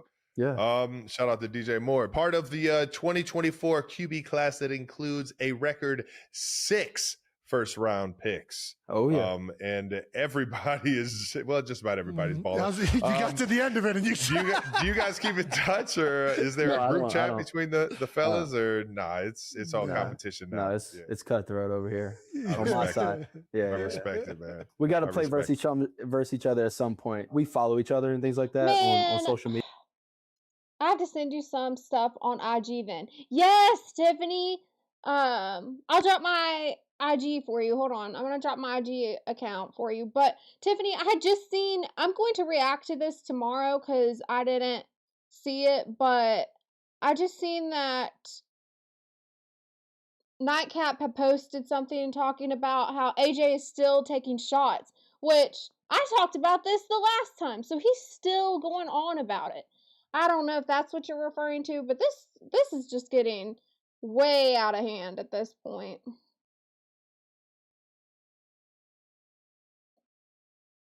What's up, Mo? Media. It's no bad blood or anything like that, but every once in a while, like rare blue moon, we all reach out at some point throughout the time, but it's not too much communication going on. All right, this next question, you already said you haven't been on a boat. Are you interested in taking the Chicago architectural boat Dude, tour? I have to. I got to rent out a boat. And bring some friends to go. And I have to. I've heard about it for the past 2.5 years, so I gotta do it at some point. It's an epic city. It's one of my favorite cities ever, man. And it's so cool that the water is just so fucking beautiful. Dude, it's so beautiful. We grew up in Cleveland and with another Great Lake. Beautiful water. It is beautiful the best water. beaches in the Midwest, but there's something about Lake Michigan in Chicago that's just fucking magical in its own right, man. One thing I always liked about Chicago is it feels like Chicago, of all the cities in the Midwest, was built around the water the best. Yeah, we call it the ocean. I call it the ocean. I mean, it kind of feels like it. Big blue ocean. No sharks though. No sharks, no alligators. So it's the best. Yeah. It's honestly the best lake or best body of water that you could probably be in. Yeah. All right. Well, do you have a welcome to the NFL moment? Yeah, I can't wait to hear this. It was versus Houston. Will It was Anderson versus Jr.? Houston and their defense. Please really tell me good Will defense. Anderson I Jr. mean, Really good defense. And I got tagged up that game a good amount. Who was it? Was it first Daniil. Was it Daniil? Yeah. Oh, Man, man. that's hoping Will Anderson Jr. He swung. I think it may have been like third play of the game. I don't really remember. He got you early. He swung around the corner and smoked. I was like a dead body midair though. Like I got hit and everything like flailed. Flying squirrel. Yeah, I flailed. So that was probably that one, and then actually the Rams. It doesn't look like it, but I got smoked. I was running on the right sideline. It was on the 2-minute drill. Was it verse? No, it was it was 53 Landman. Oh yeah, Landman. Landman. Yeah, you got Landman. He's throwing his weight around for sure. He put his helmet right in the middle of my chest, and it stopped everything. Like I was running forward. That's We brutal. ran right into each other. I was on the sideline, and everything stopped, halted me, and I went backwards. Getting squared up, man. Yeah, you got to stay away from getting squared up. But my chin strap was like covering my nose, like I was getting some oxygen. It was You know what that reminds me of? Y'all know the classic image of Aaron Rodgers when that happened to Aaron Rodgers. Man, that was hilarious. Okay, that's what that reminded me of whenever he brought that up. I'm like just getting absolutely rocked out. Smoked. Well, our last thing is we got a bit of new news that we want to hit these the people with, man. You're officially the cover of EA Sports Madden NFL 27. Let's freaking go, man. Speaking of the Jordan throw, that was the whole thing. Like obviously everybody knows the Air Jordan, like the sunrise of him, doing his Air Jordan with the skyline behind it. I was like, I want to recreate it, football, kind of bring it back 30 years later, how many ever years later. So we did that one and this one obviously. Do y'all believe the Madden theory where if you're on the Madden cover, then you have like a terrible season the next? Do y'all believe in the Madden theory? I feel like that didn't happen with Saquon Barkley, but I don't know. Do y'all believe in it? Yeah, this one had to go in it. This was a really cool photo shoot. So appreciate everybody, honestly, to Madden and EA and all of that. It was a really cool shoot. Everybody there was great.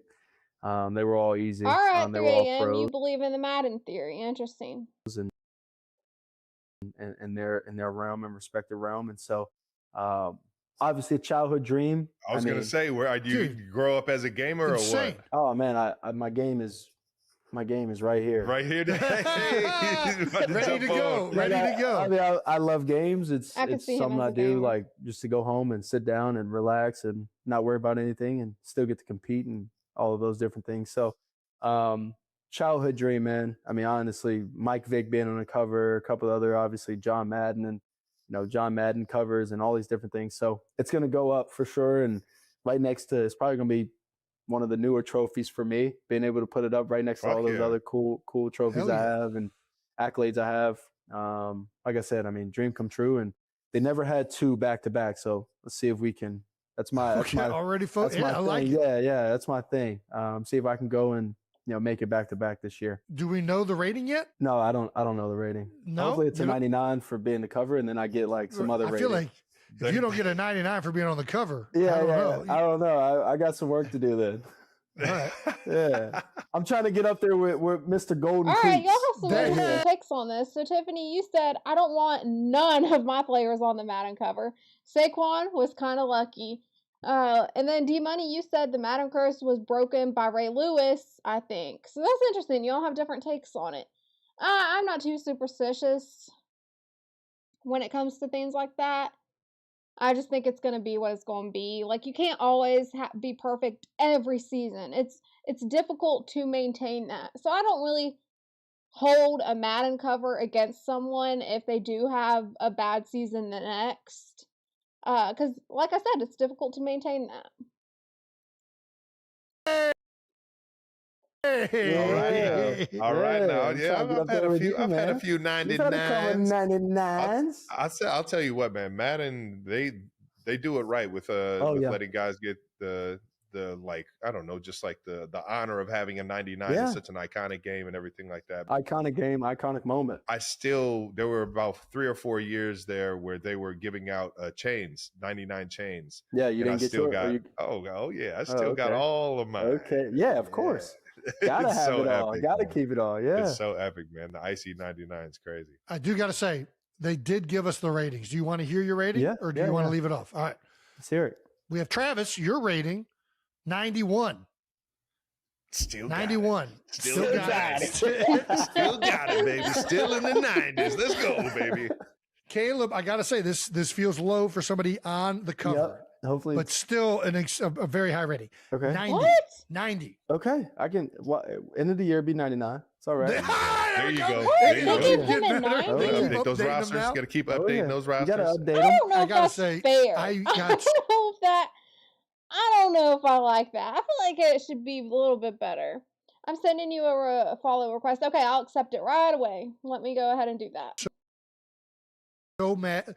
I never really looked into my rating one year, and then somebody told me my rating. Seems but like then you looked into it. It had. Here's what it was. It was the first time I ever saw it fully. Yeah. You know what I mean? Like, it wasn't just the overall. It was like where I was like bad at, and my toughness was like a 60, and I was like, listen, you can downgrade me for run blocking. Attack my toughness. Fuck off, EA. I will not take that. But we probably won't be able to use that. We probably won't be able to have. Still hurt.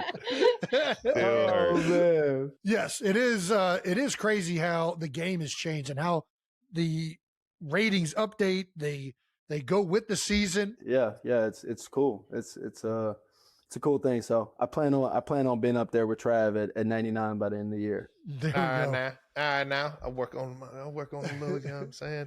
See if I I still think got the Travis juice, man. Kelce's ranked a little higher than he should Caleb, be. man, can't thank you enough, man. Same here. Appreciate the time. I don't know. I feel like Travis Kelce didn't have like the best season. So I don't know.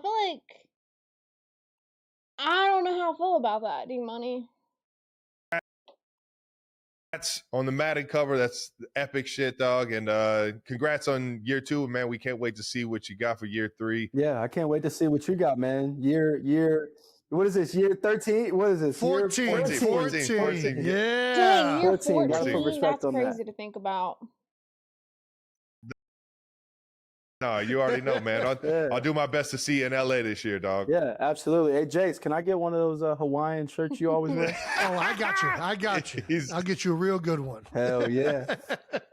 Hell yeah. You're the best, dog. We'll help you get the 3 times GQ's most stylish. There we go. Oh, speaking of GQ, I have a video with Joe Burrow. Hopefully we get to it, but it's Joe Burrow giving the list of items that he can't live without. Game. You never know. There we go. You're the man, brother. Thank you so All right, much. I have another one on here, and it was strictly about the Madden cover. But if we already watched it, then I'm just gonna move on to the Jalen Hurts one. Let's see. We gotta ask. You don't have to answer. You can tell us off, but we gotta ask. We already watched this one, so I'm just going to delete that one. We're moving on to whatever Jalen Hurts has to say in this press conference. How we doing? Y'all, I haven't watched this press conference. It's from like 7 days ago. I haven't heard much from Jalen Hurts, so I'm interested to see what he has to say. Before the football questions start, I got to get out of here in a second, but I recently saw you were home celebrating your pop's retirement. I know you've mentioned it before, but... Oh, his dad retired. Okay, shout out to that. Let me go ahead and go to my drops. Speaking of Tiffany...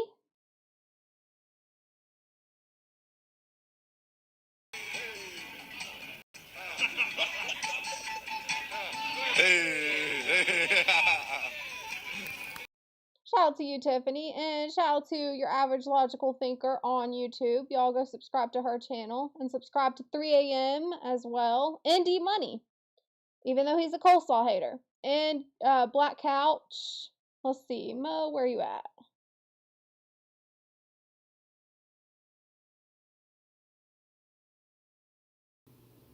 CDT says I'm going live tonight. I slick was thinking about not, but I'm gonna do it. If you need a break, take a break. Shit. Trust me, we understand. You do's a lot, man. But Chelsea Lynn might break out in the hives if you don't. She gonna be stalking you, man, if you don't.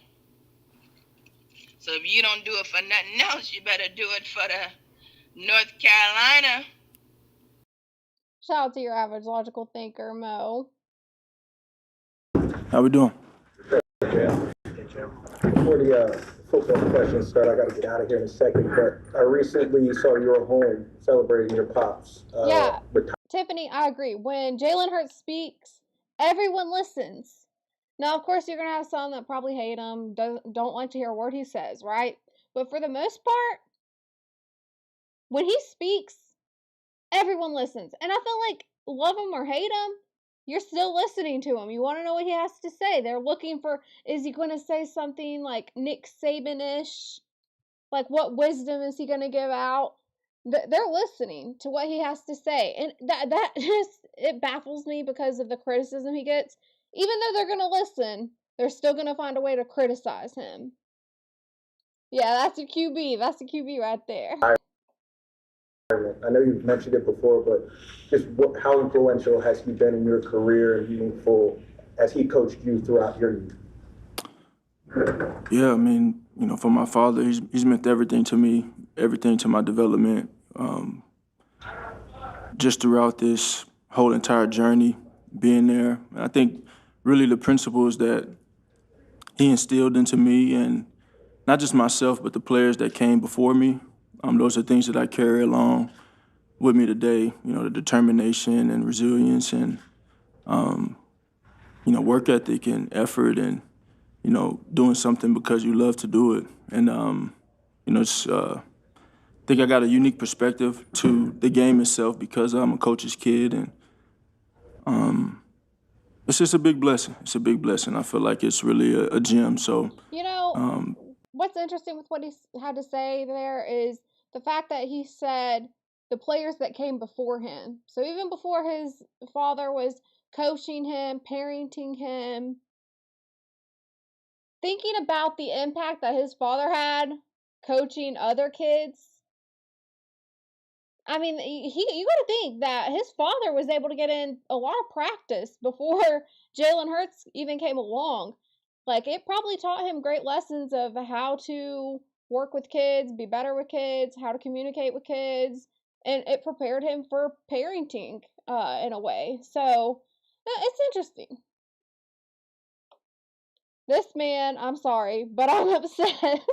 Tiffany, I get it. I get it, Tiffany. I'm thankful for that, and it'll be different now that he's retired. So, quick follow-up to that. You mentioned your coach's son. As you've navigated through the NFL, your relationship with your dad as it pertains to football, has it been still like coach's son, or has he kind of fallen back and he just pops as you guys talk about the game and stuff? Yeah, I think for that with him, in his eyes, he's saying, you know, you go to college, you're no longer my responsibility when it comes to development, especially in the pros. And I think for him in his perspective as a father, he was just, you know, happy and blessed to see me go to college for free. So appreciative of that. Jalen, how do you think the spring's gone for you? Thought it was a really good spring. Being able to onboard another new system and put everything together, lay the foundation. So, you know, I'm encouraged by that. I'm encouraged by the work that we were able to put in. We've got a fun summer ahead of us, and it'll be a fun training camp, being able to get back on the grass. Do you feel a lot more comfortable in the system now than, I mean, obviously when you were first now that you had some reps and everything. Yeah, the comfort comes with the repetition. The comfort comes with the teaching and the time on task. That's bars, y'all. Listen to what he said. The comfort comes within the repetition. You're not going to get anywhere without repetition. You're not going to gain success with that, without having that. Man, I'm telling you, words of wisdom. To what you're doing, and so you just want to continue to build in those areas. I think it's been the same for me every year when it comes to coaching points, intention, vision. What are we really trying to drive what we're doing and what we're doing? And so just really having a listening ear, asking questions, getting answers, going out there and repping it, feeling it. I'm sorry. I get so irritated thinking about people questioning him with a new system, knowing that this guy has done this his entire, almost his entire life, right? In high school, I can't speak to high school, but I've been told that in high school he had different coordinators in high school, went through different coaching, I guess. And then obviously I can speak on college more because I watched him. He went through so many different offensive coordinators, right? And different systems. To think that this guy can't adapt and grow to a new system is just insane to me. And I really think the issue, when we're talking about A.J. Brown, I really think the issue with A.J. Brown is A.J. Brown's work ethic. He was having a side chick. He was doing all these shenanigans. And Jalen Hurts probably told him, hey, you need to focus. Don't bring that BS into the locker room. Have that around my game. He probably, got on to him and was holding him accountable. And A.J. Brown didn't like that. That's my guess, y'all. I'm just speculating here, but that's my guess. There's a quote that sticks out to me from Nick Saban, and it says, and I think I've heard Jalen Hurts repeat this quote before, but mediocre people don't like high achievers, and high achievers don't like mediocre people. So if A.J. Brown was just being mediocre, having all these side chicks and shenanigans going on off the field and wasn't focused, someone like Jalen Hurts, who is a high achiever, is going to take issue with that. That's probably why in the end, they didn't get along. I'm just speculating here. But going based off some of the things that A.J. Brown has been saying, that's what's drawing me to this conclusion. He thinks the media are idiots. He don't know what he's doing, right? That one dimple, my goodness. All right, Tiffany, calm down, Tiffany. And seeing different looks, seeing different coverages, knowing what to adjust to with the field. So obviously a different voice, different perspective of the game. And every OC has added their own flavor on it. I think, and even another component is quarterback coach too, because that's something that's changed along with the play caller. So just being able to adjust to all those things, figure it out as time goes. We haven't talked to you since the AJ trade. He did an interview where he talked about your guys' relationship, not as close together, but that he wishes you nothing but the best and his love to you. What is your response to what he said publicly? I'm not in a place to challenge anyone's perspective on anything. Okay, we gotta go back. Let me go back a little bit here. Let's see. Go right there. I'm not in a place to. A little bit more. Your guys' relationship, not as close together, but that he wishes you nothing but the best and his love to you. What is your response to what he said publicly? I'm not in a place to challenge anyone's perspective on anything. Seemingly so it was, and that's where I am. I've always been focused on the collective. I've always put my energy towards that, and as a leader, I've always put a onus on giving maximum effort to achieve the shared mission we have in the team. So, what did I just say? What did I just say? This is just becoming more evident to me that Jalen Hurts had an issue with A.J. Brown's work ethic, that he probably confronted A.J. Brown about, hey, don't be bringing this BS, this little side chick drama that you got going on into the locker room, onto the field. We don't need to be having that. Stay focused on the game. And A.J. Brown took an issue with it. Because if we're hearing what Jalen Hurts is saying, Jalen Hurts is, just reiterating the fact that his focus has always been the game, has always been his, work ethic, what he has to do to achieve these goals that he has.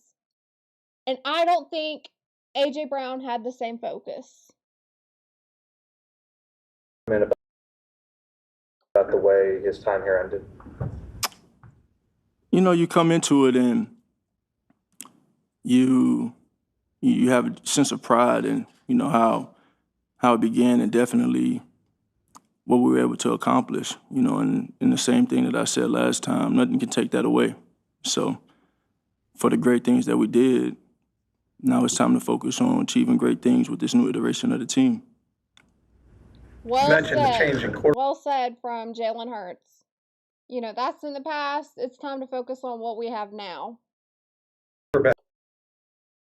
Coach, we got to talk to Parks. You notice the Monday, difference between when we played A.J. Brown's interview to how we're listening to Jalen Hurts?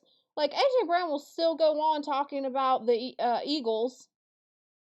But here's Jalen Hurts, and he's just focused on what he has going on right now. It's just interesting to me. Couple things. Why did you want to continue to work with Scott on your own time, and what's been the transition like? Yeah, I just wanted to create some continuity there. Yeah. What's been the transition with to Parks? Parks has been great. I'm excited to see what the summer brings and what training camp brings, so we can just continue to grow. The if is no longer looming, in terms of the AJ trade. Now that there's been finality to it, how do you view the wide receiver core and what's going to be different? We're working. I think everything starts with that. Whether it's a new core, new unit, or a new offense, it's about gelling, putting the time together, building that chemistry, coming together, and pushing forward. What has been your early impressions? Kylan has been sidelined. What's been your early impressions about his approach or things that stood out? Okay, yeah, he's got a great mentality. I'll try to save it, and then I'll react to it tomorrow. That's what I'll plan to do. I'm just going to save it and just do a blind reaction. So you said the last 5 videos. Okay, I just got to remember that. The last 5 videos. He's got an edge about him. Got a quiet confidence. I can see that very clearly. So that's always exciting. This past few months ago, there was an ESPN story that was written specifically about you. Want to give you an opportunity to respond to some of the things that were laid bare in that story. One of them, which is that you were the person behind the last play of the season. You actually asked for that play. Is that true? And what is your response to that? Yeah, I've never really asked for an opportunity to respond to anything, so just let it live and go do my job. And what about the last play? Was that something you directed or asked for, or? No. The idea that you have a heavy hand in the offense, or there's things that you're resistant to, is there accuracy to that?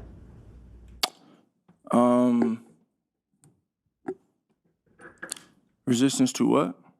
Resistance to, as it was characterized, changes in the offense in the past, or evolution in the offense in the past. I hope he shuts this down. I hope he says, you can go look at my past, look at my track record, and it will show you that I've never took issue with any changes in an offense. I'm always open to growth. I'm always open to improving. Is this not what I've been saying the entire time? I'm glad he reiterated everything I've been speculating for the past, I don't know, month or so that this has been going on. Could be longer at this point. But I've said over and over again that Jalen Hurts has always been about growing, improving, and being goal-oriented. And here he is talking about it. I think a lot of it is, what do we put our time on task? Where are we, what are we exhausting? What are we repping? And so I'm looking forward to seeing how training camp goes so we can just continue to build on the foundation that we've begun to lay now. Do you feel this Tiffany, new offense? I like what you said here. They know he didn't call that bull crap at the end. That was Kevin Petulio. And AJ can't catch balls now all of a sudden. Yeah, see? That I knew that was BS. Like, they just wanted a fall guy, and they thought that Jalen Hurts wouldn't speak out against it, but he did. He shut it down. He said no. That's all he said was no. What is up, LC? Good to see you in the building. That's being installed kind of like brings out different aspects of your game that maybe we hadn't seen as much in the past? And if so, what? Well, I think generally speaking, because I feel a theme here, fluency is important. Fluency is important. So being able to build with one language and grow within that opportunity excites me. And so I think just being able to get the repetition, we talk about this on a year-to-year thing, but we're never talking about this on a multi-year occasion. So I think about that in perspective to my growth, and I know there's a lot of opportunity for me to go out there. I think just go out there and continue to improve my game. But when you are such a focused individual and you have to focus on all the different things that are changing, that's something that you have to manage. And so I've really just done that and accepted the pieces and the situations that have come because it has truly been about winning. And everybody is dealt their own set of cards. Mine's just been dealing with change, and I've made the most of that. So whatever's to come, I just want to continue to grow, Talking be the about best that I can. how he's dealt with change. It's the truth. Chelsea, AJ Brown was sabotaging the season. Yeah, I would believe that. I think, and it's like I said, Tiffany, I feel like AJ Brown had a pity party. He was upset with Jalen Hurts for holding him accountable, and AJ Brown took an issue to it. He didn't like being told, hey, you need to focus more on the game and less on your side chick drama. Like, he probably didn't like being corrected on that. And that's when they went on a smear campaign. And others got involved in it. And it's unfortunate. It's really unfortunate. Let's see. What did you say? Philly Tide. So annoyed that I'm driving and can't talk in the chat. I bet you are. I bet you are, Philly Tide. That I can relate. There's times where like I've been out doing stuff and then I'm annoyed because I can't talk like at that very moment. He had a new offensive coordinator pretty much every year in Philly. Yeah, and it's not just Philly. Like I said, he had the same issues whenever he was at Alabama, which Philly Tide, you being an Alabama fan as well, you know all about that too. But he had different offensive coordinators at Alabama. And then you factor in whenever he transferred to Oklahoma, and then he was under a whole different system. So, like, he's dealt with change, like, his entire career. And then like I said, I can't speak on his high school days, but I have been told that even in high school, he dealt with change in high school. Obviously, the consistency there was his father, but he did deal with coaching changes. So, I don't know. I don't like it. I don't like how they act like this guy is new to the program. Be in that role. Historically, with franchise quarterbacks and their contracts, you'll see teams rework them, help them with space, et cetera. Are you okay with your contract? Is there any talk about something changing in the future here? Yeah, for me, I'm truly focused on being the best that I can be right now. And that's what my energy is. Honda, I thought about that. I thought about, you know what, I need Aaron Rodgers on here, but I'm going to cover that a different day. I'm going to do like Aaron Rodgers Probably cover Josh Allen. What's another quarterback I'd want to cover? I don't know. I'll just cover the other quarterbacks. There's a lot of change as is. I'm focused on this offense. I'm focused on building with Sean and being at my best. You mentioned it being a new group of receivers, but you have DeVonta and obviously all the years and the reps and experience with him. You have Dallas back as well, tight end. What does it mean to have those two constants, amid a time of change when you have a new group otherwise? It carries over. I mean, I've played with Smitty since I was 17, 18 years old, so that's something to consider when you think of our chemistry and on the foundation of where we come from. So look who he was throwing to. This is, y'all, I talked about this. I've talked about this over and over again. This is why I take such issue with people acting like the Eagles can't survive without A.J. Brown, that they need that big wide receiver. Well, hello. A.J. Brown was upset. Why was A.J. Brown upset? Why did he want to leave? He wanted to leave because his stats weren't where he wanted them to be. He wanted to have higher stats, so he wanted to transfer like it's college. Let me go to the NFL. But he wanted to leave so he could be on a team and get those stats, right? Well, if that was the whole issue, that just shows you they weren't even utilizing him to begin with. They were looking at DeVonta Smith.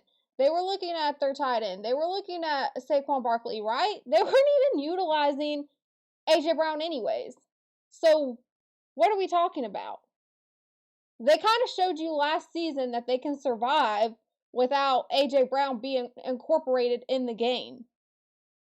So I don't even get it. This man has the personality of a cardboard box. D-Money, get out of here with the hate. D-Money, did I give you a wrench? I will take that wrench back so fast. I will take that wrench back so fast. You better act right. Act right, okay? Because let me tell you, that he has a personality, okay?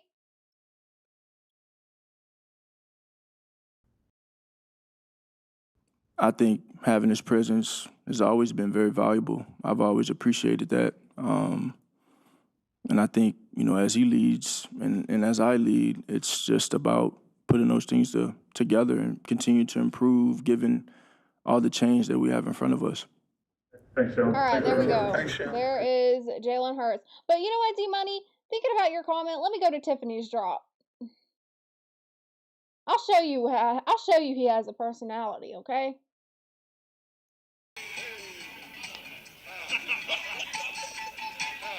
Look at that. He got a personality. Look at that. You telling me that he doesn't have a personality? Y'all, he's not this serious guy 24/7. Of course, when he's in interviews and in games, he's going to be more serious. But if you look at him outside of football, he does have a personality, okay? Relax. All right, let's go to play some other drops because I know that Cree Cree was in the building. Shout out to Go Cree Cree. Let's see. Where's your little chat at, Go Cree Cree? There we go. Shout out to Go Cree Cree. Great live. I had to fall asleep. I fell asleep for a little bit, then I woke up near the end. Do you know the Muffin Man? The Muffin Man? The Muffin Man. Yes, I know the Muffin Man. Who lives on Drury Lane? But great live. Great live yesterday. Shout out to you, Go Cree Cree. Y'all go subscribe to Go Cree Cree's channel.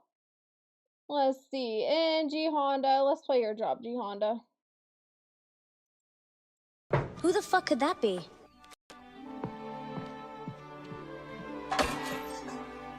What does his weird ass want now? What's up, Gaston? How did you get into my yard?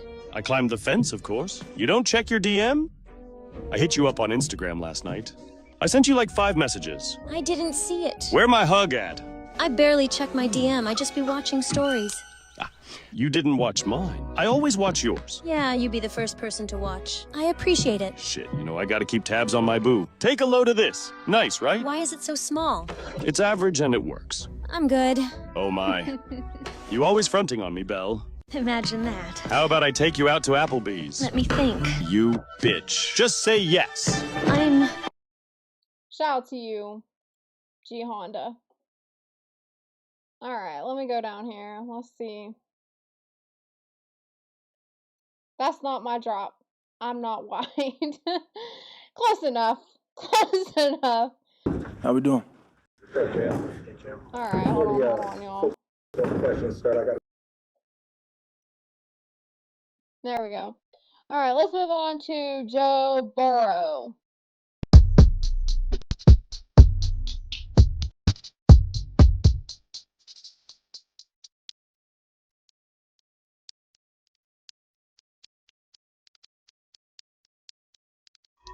Alright, got fast forward because I don't know when to start this thing. Nobody. Hold on. Gotta figure out when this starts.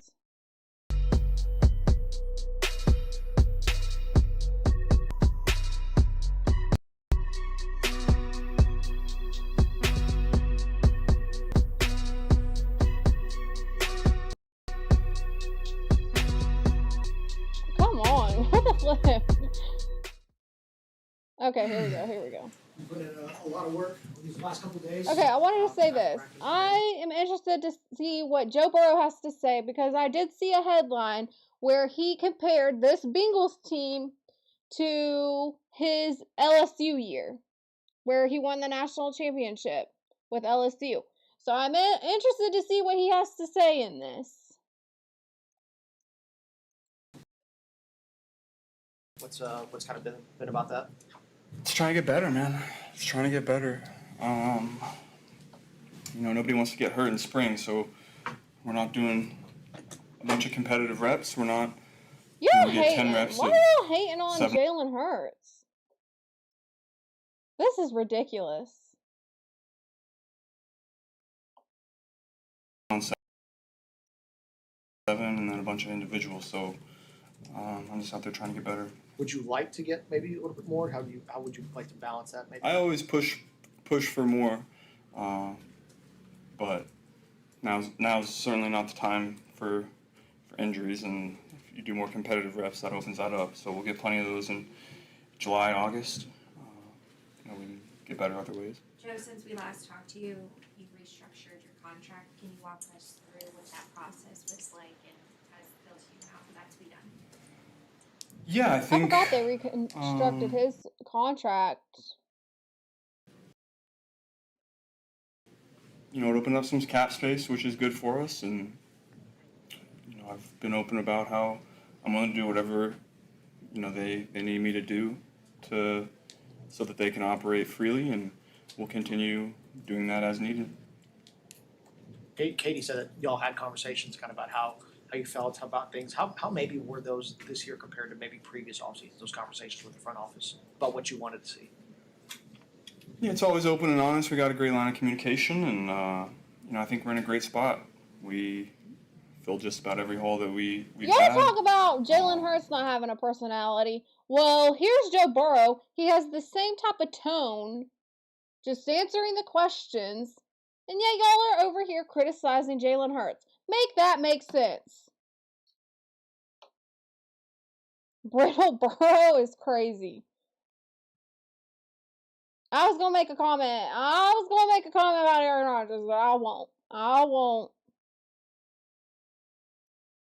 When is the last time y'all beat Jalen? See, this is why I don't go hating on Jalen Hurts.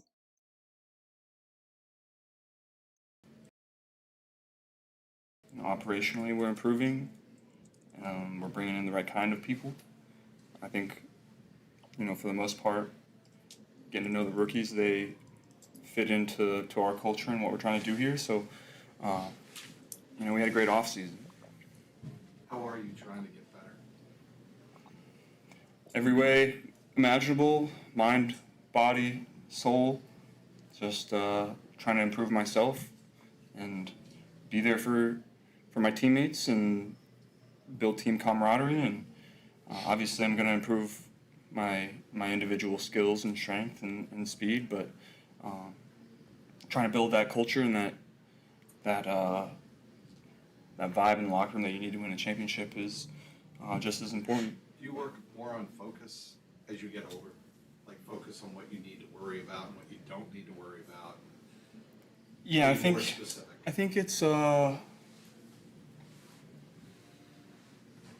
it's a challenge sometimes because when you're younger, you're just trying to improve every area of your game. You know, nothing is good enough, and to some extent that is still true. But when you've hit a certain level, then you're trying to improve by this much instead of that much. And to do that, you have to get really nitty-gritty into the technical details of how your body moves, how you hold the ball, how the ball's coming out, your body position when you're moving, and that can. There's certainly cons to thinking about it that critically, and You know what? To now is the everyone time. saying that Jalen Hurts does not have a personality, I'm just gonna say this. I don't give a dang, y'all. I don't give a dang if he has a personality or if he don't. Because that man got a Super Bowl. What y'all got, okay? He got a Super Bowl. He got an SEC championship. He got a national championship. What? I mean, what more do you want from the guy, okay? I don't need him to have a personality, okay? I just need him to win games. And I'm not even an Eagles fan. Not even an Eagles fan. But I do want to see Jalen Hurts do well because he did play for Alabama. So I do want to see Jalen Hurts do well. Do I want to see him do better than the Dallas Cowboys? Of course not. But you know what? If the Dallas Cowboys are out and the Eagles are still in it, I'm going for the Eagles, okay? I know people hate to hear me say that, especially the delusional Cowboy fans, but it's the truth. It just is what it is, okay? Oh, and while we're on the subject, let's see. We're at 4:35. I might got a meme for y'all, okay? Let's see.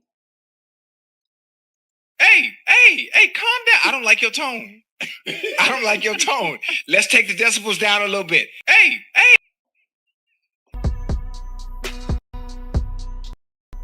Hold on, y'all. Did it restart? Why did it restart? No matter, I know where we were at. But why did it just completely restart?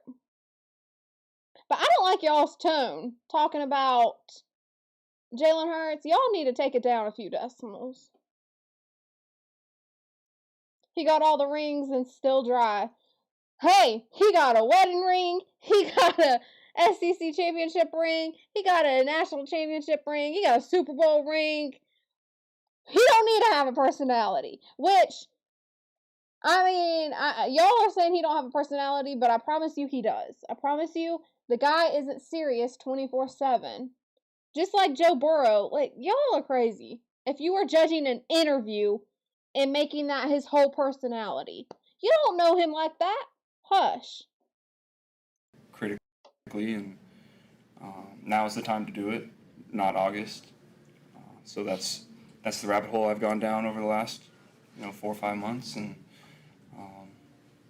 certainly found some improvements, but also found the negatives that come with it. When did you decide, and what led you to the decision of trying to build that camaraderie or being part of that or having a bigger emphasis on that for you individually? Just reflecting on where I can get better and things that I can improve on to help the team. How important can that work be, Joe, after practice? Not that it's the first time ever, but staying longer with the guys, the receivers, like how important is that for you and for them and all that work? After practice is mainly for me.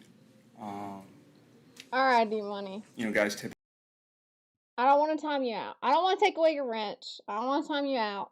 But I will if I have to. Keep on. Just keep on and see what happens. You tested me.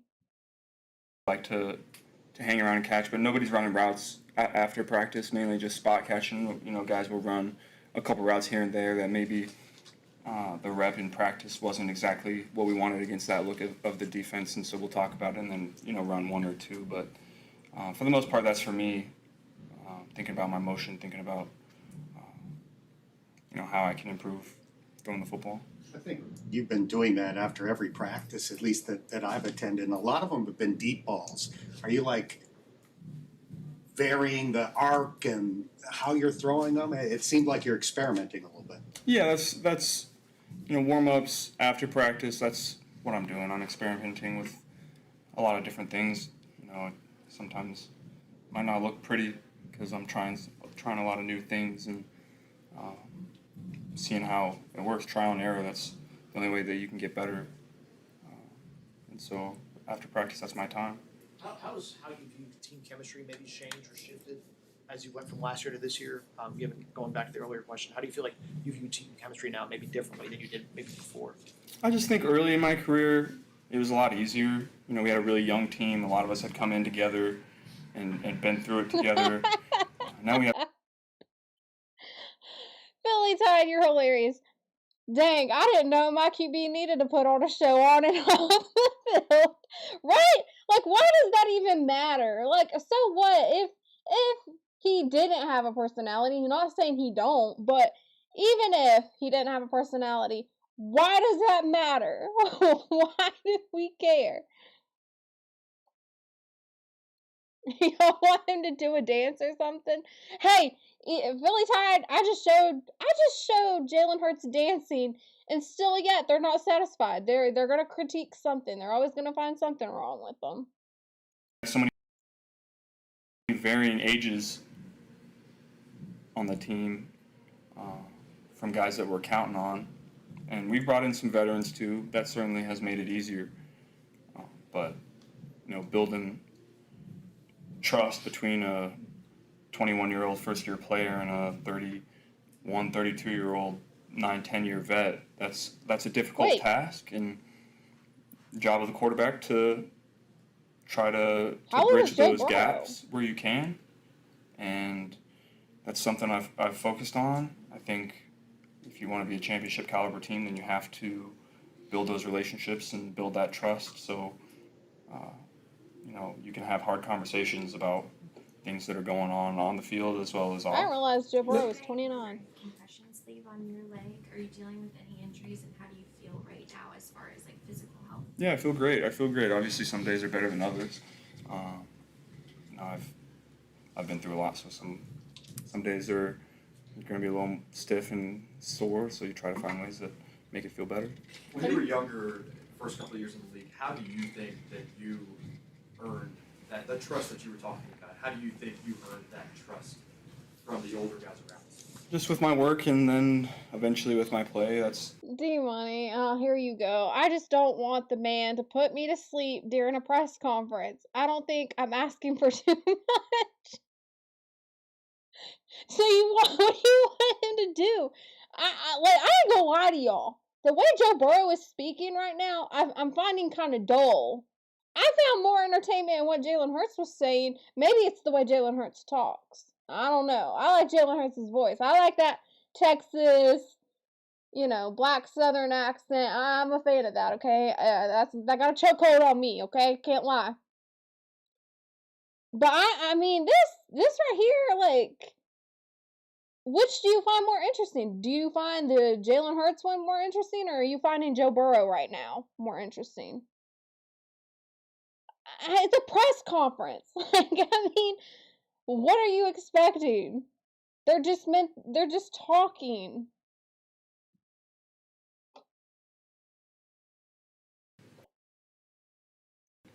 really how you do it at the end of the day. You can do everything that you want off the field and impress, but if you don't do it on the field, that really doesn't matter. Yeah, send it my way, now's Philly the Tide. I welcome that. Send it my way. You can hit up my Discord. I don't know if my Discord link is still good. I don't know if you're in... Wait, do you have a Discord? But, hey, I'm on Instagram, I'm on Snapchat, and I'm on Discord. So hit me up on one of those two. To try to prove yourself through your hard work and your effort and your attention to detail in meetings. And so that's the process the young guys are going through right now. And then obviously the next step will be training camp. How do you translate what you're doing off the field on the field? And then obviously guys that have earned the right to play on Sundays will do All that. right, and they'll have to D-Money. prove I feel themselves. like you're trying to like butter me up now. It's working. I ain't gonna lie, it's working. You said, Chelsea, you talk with more excitement than both of them. I do, okay? I won't hold you. I do feel like I am talking with more excitement. But I'm not holding it against these athletes. Like they're down to business. They're like, okay, it's work time, like it's game time for them. So they're focused, they're just answering the questions. I mean, sometimes they're exhausted, right? You get done with a long day of practice and sometimes they're just exhausted, or even after games, you don't really want to be dealing with the media. It just is what it is. I don't hold it against them. You know what? Who do we think with the NFL quarterbacks has the most personality? To me, I ain't gonna lie, I feel like Lamar Jackson. Lamar Jackson's a top one for me. I like to hear him in interviews. Cam Newton used to be one. You didn't know how he was gonna act. I'll think on more. But Lamar Jackson, he's top. I think Dak Prescott has a personality. As well, whenever he's talking to the media. How do you feel like the spring went for you and the offense on the field, and maybe anything that caught your eye? Yeah, I thought it was great. We have all the spots filled. Obviously, we have all the starters back, so that's a great feeling. We don't have any young guys, any new guys coming in that we really need to count on. And so the guys that are young that come in and produce and perform, that's just kind of icing on I'm the just cake waiting for for us him at to this get to the point. LSU thing. It'll certainly be hard for those guys to find a role this year, considering how deep we are. But I'm excited to see who will and who will help us. I think there certainly are some guys that will be able to. A couple receivers, a couple tight ends, and then we're deep at O-line this year, which is exciting. And all the guys are putting in a lot of work to try to improve, and then with the veteran players that we have coming back, they're doing a great job setting an example for the younger guys and trying to teach them how to be great. So I think the spring has gotten everybody better, and we need to continue that over the next month before we come back. Just going back to the coach. One at a time. And Andre looks great this year. Andre looks unbelievable. He looks big, strong, fast. He made a couple really nice contested catches in the spring this year in our limited reps. That's a big area of emphasis for him, I know. So that was exciting to see, and he's going to continue to improve there. But he looks just like he's playing with so much confidence in his role, confidence in the offense and his ability. For you as a leader on this team, what did it mean, and how important is it that the attendance you guys had throughout this spring with the voluntary workouts and the OTAs to have everyone in the building pretty much by the time OTAs got started and to get this thing rolling early with the goals that you have for the season? Yeah, I just think, it's important to show up in these moments. There's a lot of improvement to be had from these reps that we're getting, and phase 2 and phase 3 specifically, we're on the field getting better for an hour and a half. Those are valuable reps that you're not going to get if you weren't here. So guys realize that, guys see that, and that's why everybody attends. Are going down that rabbit hole, Joe, you talked about earlier. How much of that is thinking about not taking as many hits and protecting your body? Certainly pops in here and there, but that's not really my mindset They're asking currently. about like his protection for, remaining healthy so he doesn't get injured. This time of year, that'll be, playing the game, how to play the game. That kind of comes in training camp. It's hard to simulate that in your head this time of year, and there's no rush. Your clock is always a little different in June than it is in September. When the pads come on, are there things you're looking forward to learning about? What is up, Derek? Good to see you in the building. Derek, I reacted. I don't know if you got to ear hustle in yesterday, but we reacted to the one that you sent me with the Browns QB situation that's going on, and the chat really loved that one. So shout out to you for that video. Let me play your drop. We're at 11:57. Shout out to you, Derek. Let's see. Derek. Leave Chelsea alone. What's wrong with you, D-Hunter? I'm the one who's telling you about your fantasy. Listen. Send me your address so I can send you a rainbow flag. Since you want to look like Alicia Keys. That's okay, man. You can't even grow. You can't even grow enough hair. Man, I'm not accustomed to a man wanting to look like a woman. And you too dark to look like her. Why don't you? You know what? You look like a good Jennifer Hudson. That's what you would look like. Gremlin, nigga. Gremlin.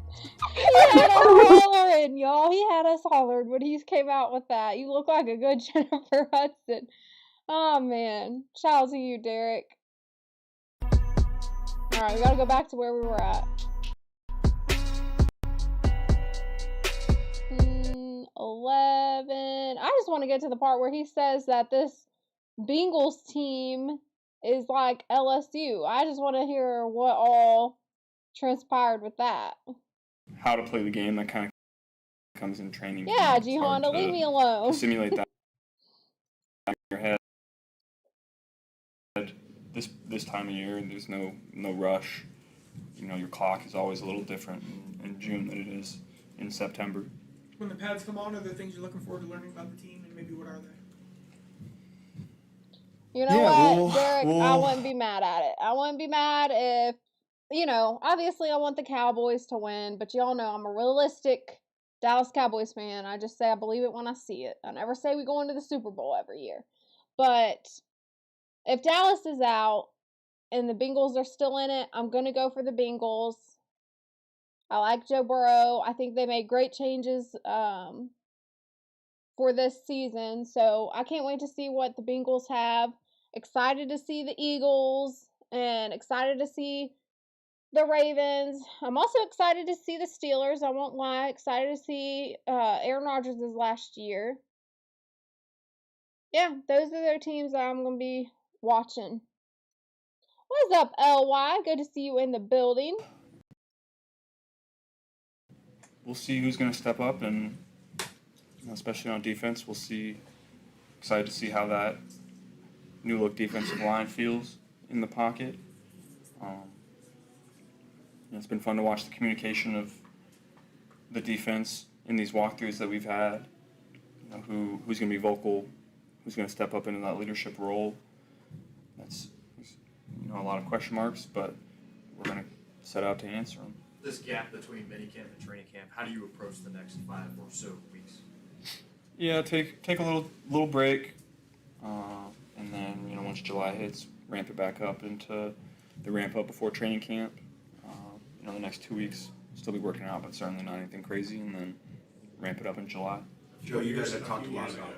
You were asked that, and you were like, "It's go time." I remember you said, "Why dial it back now and take that time?" You live and you learn. Joe, you guys have talked a lot about being more explosive this year, and the trend in the NFL. So many of these explosive teams are majoring under center. Can a team be truly explosive in the current NFL and not major in under center? Or is that something you have to have as a major part? That's a good question. I like whoever asked that question from the media. I really, really value a question like that. He asked, do you have to major in being under center, or can you excel still being in shotgun? I can't wait to hear what Burrow has to say on this.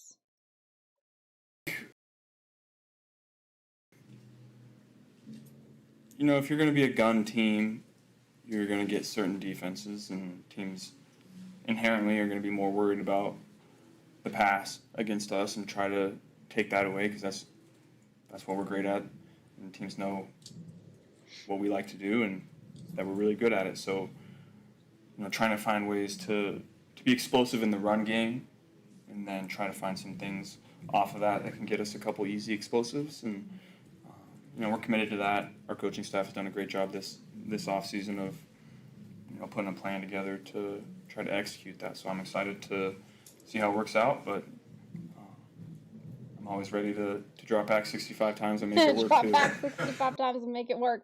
Let me tell you, this is why Troy Aikman values Joe Burrow so much, because Troy Aikman said something along the lines, he could have played in the 90s. Joe Burrow is just one of those quarterbacks where he can play under center, he can play in shotgun. It doesn't matter. He's just one of those quarterbacks that's extraordinary, right? So I really value what Troy Aikman had to say on Joe Burrow. And with Joe Burrow being in shotgun, here's what the Bengals have to do offensively. They, like Joe Burrow was saying, the run game. He has to have a great run game. Most important, the offensive line. Because the way that offensive line was collapsing on that man, it was a death sentence for Joe Burrow. It was. And this is why he ended up injured so many times, right? So they have to have a better offensive line. You got to give your quarterback time to pass, right? Because we know that if you give your quarterback time to pass, Joe Burrow is going to get the job done. He has Higgins. He has Jamar Chase. They talked about the tight ends. I don't know who they have as tight end, but, he has weapons there. All he needs is just a chance, a little bit of time. You got to give him a little bit of that QB time to make that pass. But, I think what they did for this upcoming season, it's gonna be good. It's gonna be decent. I have hopes for it. What is up, Stash? Good to see you in the building. You know what, old man?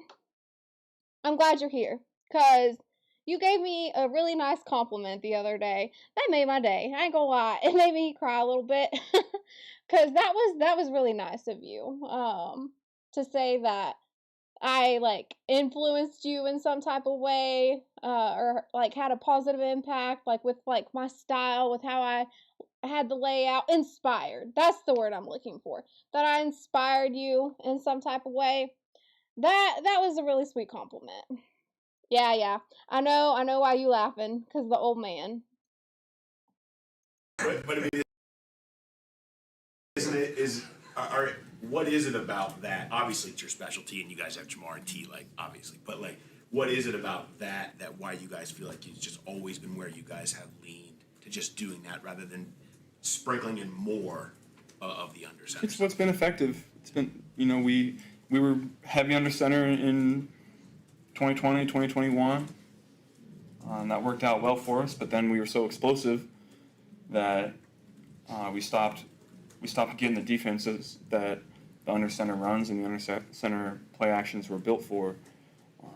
And then we weren't explosive in the run game when we faced those This is light what I box talked about. defenses. Play to your quarterback's strength. When you know that the under center is not working, switch to shotgun. If you know shotgun's not working, switch to under center. See what works for your quarterback. But this is something that Troy Aikman had to say. It's good if you start out, I believe, a quarterback under center, because that's what they were familiar with in college. And this goes for these rookie QBs, right? But start them out under center and then move them gradually into playing in shotgun. But now we're seeing the opposite. We're seeing, I don't know, I feel like we're working backwards, because now you have Jalen Hurts moving to under center. So I don't know. It's interesting to see how this is transpiring in the NFL. So,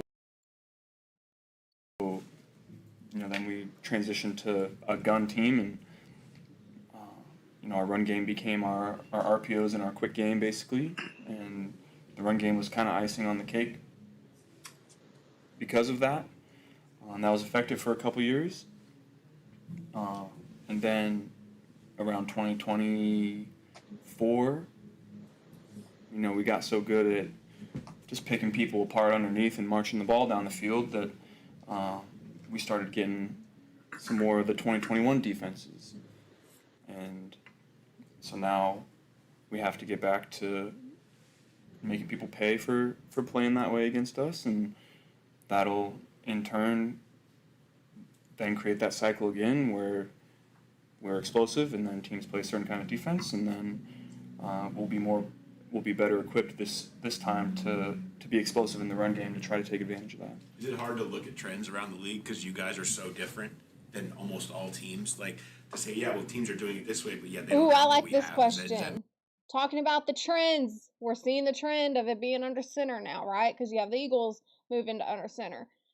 But talking about the trends and what works for these other teams and what they're going along with versus what the Bengals are doing right now, I like this question. Make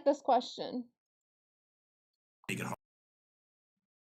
hard to kind of pick from what other teams are having success with. Well, it's certainly, when you watch tape throughout the season, it's, defense played this team this way, but, typically there's a trend of how teams play us compared to other teams, and, always go into a game, I always take the film study that week with a grain of salt because, we can get so many different things in so many different situations because of the guys that we have on the outside and how effective they are. You always have to be ready for certain things that teams have never shown before. Do you get all the moves that y'all made this offseason, kind of how you kind of pushed a lot of chips in that maybe normally y'all don't? Do you feel like if it's going to happen for a year, it's got to be this year, given kind of where the contracts are at and everything? Does it feel like this has to be the make or break year? This is a lot of urgency this year. Man, certainly. this is another part I wanted to get to because I heard that he did say something like this about there's urgency. Rightfully so, because Joe Burrow, he made it to compete in a Super Bowl. Obviously, the Bengals lost, unfortunately, but he is such a talent. I hope he gets back there. He's one I think needs a Super Bowl on his record. I will be so disappointed if he doesn't win a Super Bowl. And I would want it for the Bengals. I think the Bengals, they need a Super Bowl.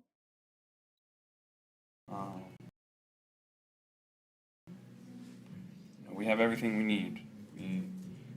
We're deep at just about every single position on the team. We've talked in the locker room this year about, years past, you wonder who's going to make the team.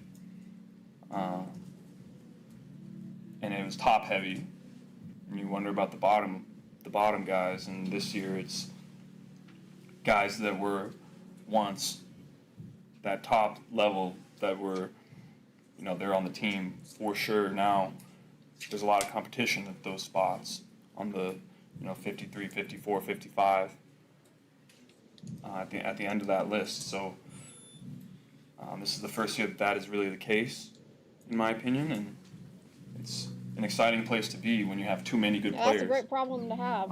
So we're going to have to, now it's our job to try to find a way to make this a cohesive unit and, like I said before, build that trust and build those relationships so we can go out and execute. So when you have that level of urgency, you've got that level of talent, what do you feel like you guys have to accomplish to make sure that you capitalize on both of those feelings? We're going in expecting to win every game that we step foot on the field. There's certainly,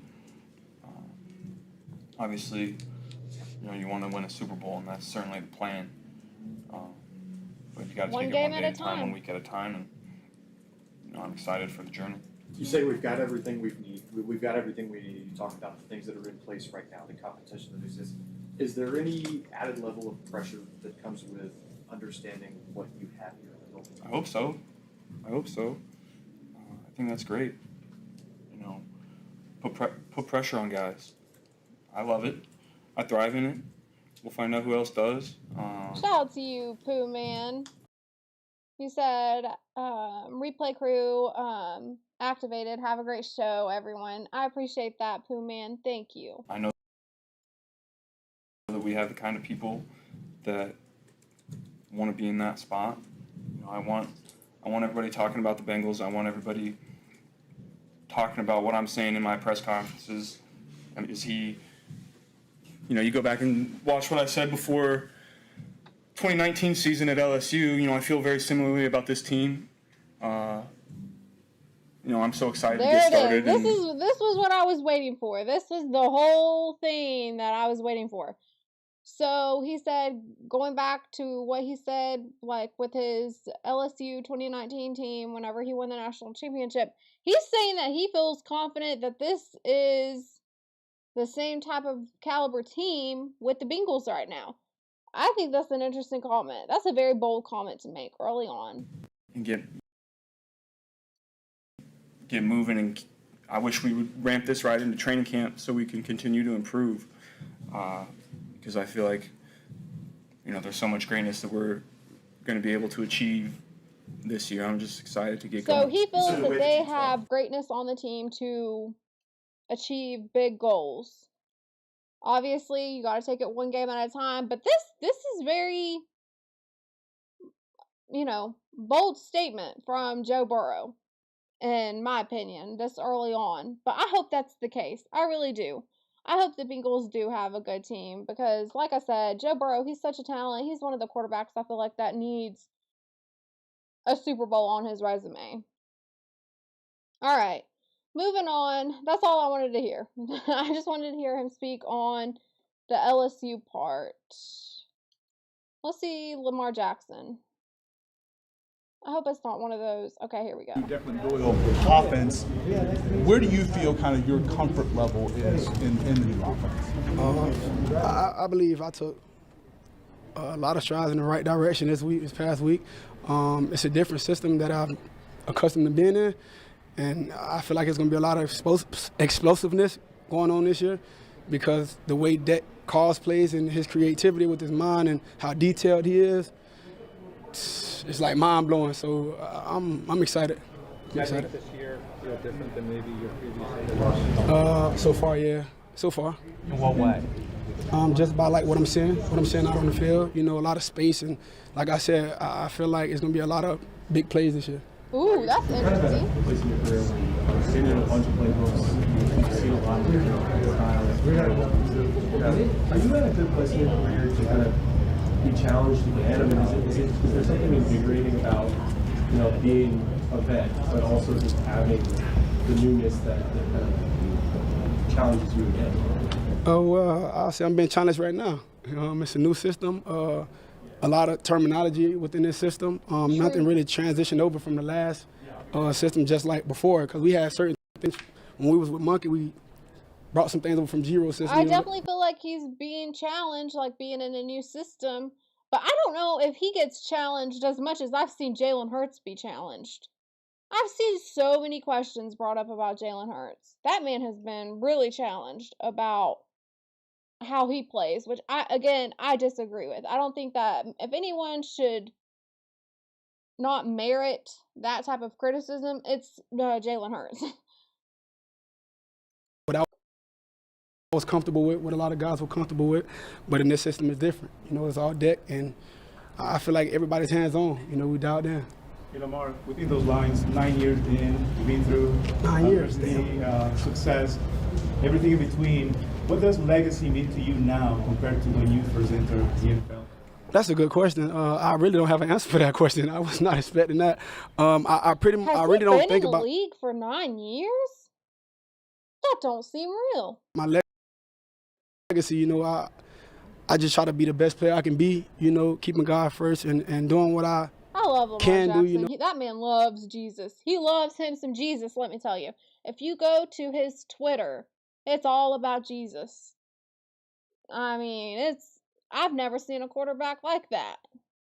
Like, every post, almost, nearly, is about Jesus. When I can do it, and being on the field and just trying to be the best player I can be at every moment. I don't really think about my legacy. Probably when I think about retiring, I'll probably be thinking about that, but not now. And what Jesse was talking about, building a relationship with you and all the guys, just from coaching staff to a player standpoint. Beyond what's happening on the field, how has that gone in terms of just building that camaraderie and relationship with the coaching staff? It really is his Man, ninth it's great. season in the NFL. That's hard to believe.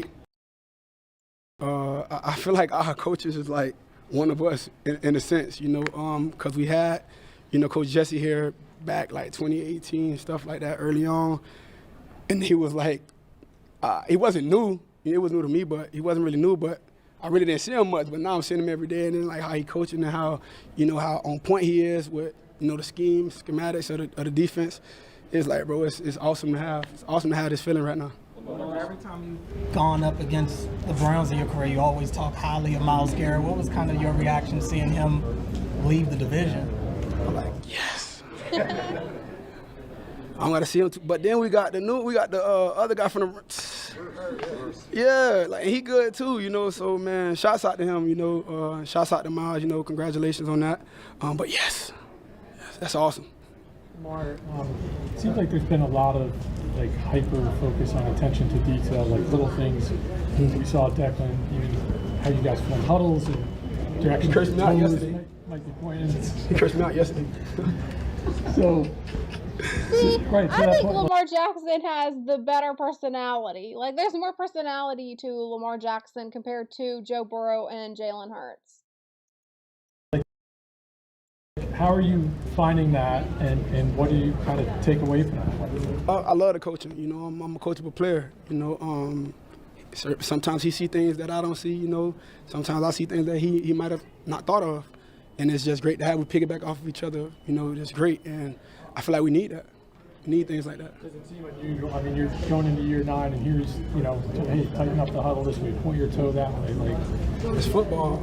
I like the coaching, I want to be detailed as well, keep the defense honest. So we doing everything right. Of course you were quick with it. You said Myles more personality. Right, the little things right.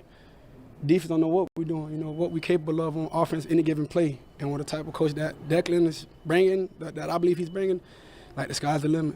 What did he curse you out for yesterday? Because I'm going to tell you, I was supposed to do a naked play, boot action, and I tossed the ball. Like, Lamar, what you doing? I'm like, damn, that's on me, But it was more to it. But it wasn't he cursed me out, flat out cursed me out, nothing like that. He was like, what are you doing? I laughed a little bit. I'm like, I wasn't used to that, But yeah, man, he was just being a coach. Nothing more, nothing less. Lamar, I'm not going to ask you about your contract right now, but your buddy Zay Flowers is also in the contract here. What's kind of his value to this team? Zay? I don't want to say that's a bad question, but you know what his value is to this team, man. We love Zay, man. We need Zay. He one of the best receivers in the league, I think man. he was asking him about Flowers, but did you see Lamar's face in that question? He said, I'm not gonna say that's a bad question, but you know what his value is to the team. That was funny. Since he stepped field on the NFL field back in 2023, he'd been showing it. In camp, I wasn't even here yet. I wasn't here yet. And he was just doing his route running and making crazy catches. He was just doing what he's been doing, So his value is out of this world. Out of this world, man. That's what I say. Lamar, what's it been like working with Danny Kinter and Jovan Gwynn, just trying to build a rapport where knowing you're going to have a new center? Yeah, those guys are competing well. They're doing a pretty good job to me. I'm liking our choices, though. I'm liking our choices, for sure. Lamar, you hit Elijah on deep ball yesterday. I guess what has it been like having him and Jacoby in their contested catch stuff? That's awesome. Because in the league, it's a game of inches, and a lot of plays be bang plays. Good DB, good receiver, good tight end, good linebacker, stuff like that. So we need guys to be able to make those type of catches, and they're doing a wonderful job. Lamar's kind of with those guys. Top guys, let's say 8, 9 yards. How important has it been for you to build that chemistry with the I believe it's great, because in the NFL, man, it's next man up. Mentality. Sometimes free things happen on the field. A guy might go down, and those guys got to step up and fill in the place for the starter guys. So I feel like it's great. Hey Lamar, we saw you a couple of years ago showing your soccer skills in Germany. How excited are you with the World Cup fever now, and how supportive have you been? Dave, I really haven't followed the, the soccer league this season, but I'm gonna try. I'm excited. It's here, right? He said, I haven't really followed the soccer league, but hey, I'm gonna try. He's hilarious. Yeah, so I'm excited. I'm excited for that, but I'm looking to it though. Just going back to Zay, maybe some debate, or people might say that, whether he's a number one type of receiver just because of his size, or That's your Man, thing. that's my reaction. What would you say to that? I'm interested to see how Lamar answers this question because I really don't like when guys get underestimated because of their size. I look at DeVonta Smith, and I had just talked about earlier how people are like, what are they going to do without AJ Brown? All you got is smaller wide receivers. Y'all, what was AJ Brown's number one complaint? It was his stats. He wanted more stats. So that just shows you he wasn't incorporated in last season. He wasn't having those stats. They were relying on DeVonta Smith and Saquon Barkley and the tight ends, and they were utilizing other players other than AJ Brown. That's why AJ Brown didn't get the stats he wanted. So why do they absolutely have to have AJ Brown? See, I get ticked off every time thinking about that. But anyways, let's keep it pushing. I want to see what Lamar has to say to this question. I guess make your case for obviously what you think he would be. Zay Flowers is a 1,000-yard receiver, an NFL receiver for a reason. I'm going to leave it at that. That's all you need. What do you like about going under center?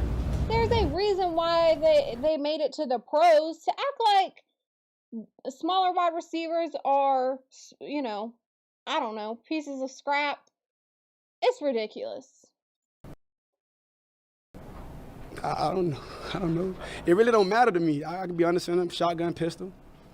As long as we getting whatever the play is, as long as we're getting positive yards after that play is called, after the cadence is done, and we going. See, cool. It really that's don't what matter. I'm saying. It doesn't matter. You play to the quarterback's strength. Play to your team's strength on offense. It don't matter if you're in pistol, shotgun, under center. It don't matter. Play to the strengths of the team. Do you feel like the offense doesn't lose anything when it goes under center as opposed to shotgun or pistol? Nah, I really don't. Sometimes, if anything, we can identify the defense and stuff like that. That's all. What's the biggest thing? Two more, please. What's the biggest thing you feel like you're taking from the offseason program? And just the chemistry, building chemistry with our guys. Trying to learn guys. As we're going along from the off season before this break. That's it. We talked to Tyler Luke today. I know that sometimes it feels like specialists are kind of off doing their own thing, but after Tyler's season ended the way it ended last year, have you talked to him? Have you seen anything specific out of him that feels maybe different, or maybe maturity as he comes into all season play? Yeah, I believe he's locked in. Today we just had coach had it where we had meetings after practice, and Tyler had to kick a 40-yard field goal for us to not have meetings. He did his thing out there, so I love it. And all of us love him. That's our brother, man. Alex, you close us out, please. Yeah, just with everything being so new here, you guys get a couple weeks. Plans for the test of that before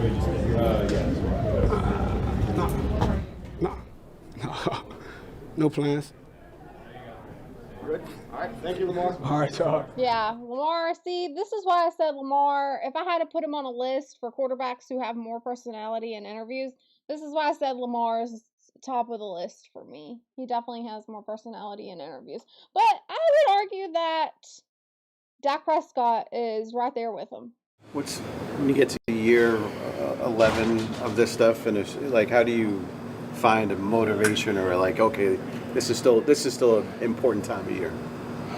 I know it's a dumb question. Yeah, no, I get your point. I definitely get the ask. But I'm a big believer you're getting better, you're getting worse. So just when I walk in these doors, anytime I walk in these doors, I'm just trying to be very intentful for anything and everything that I do.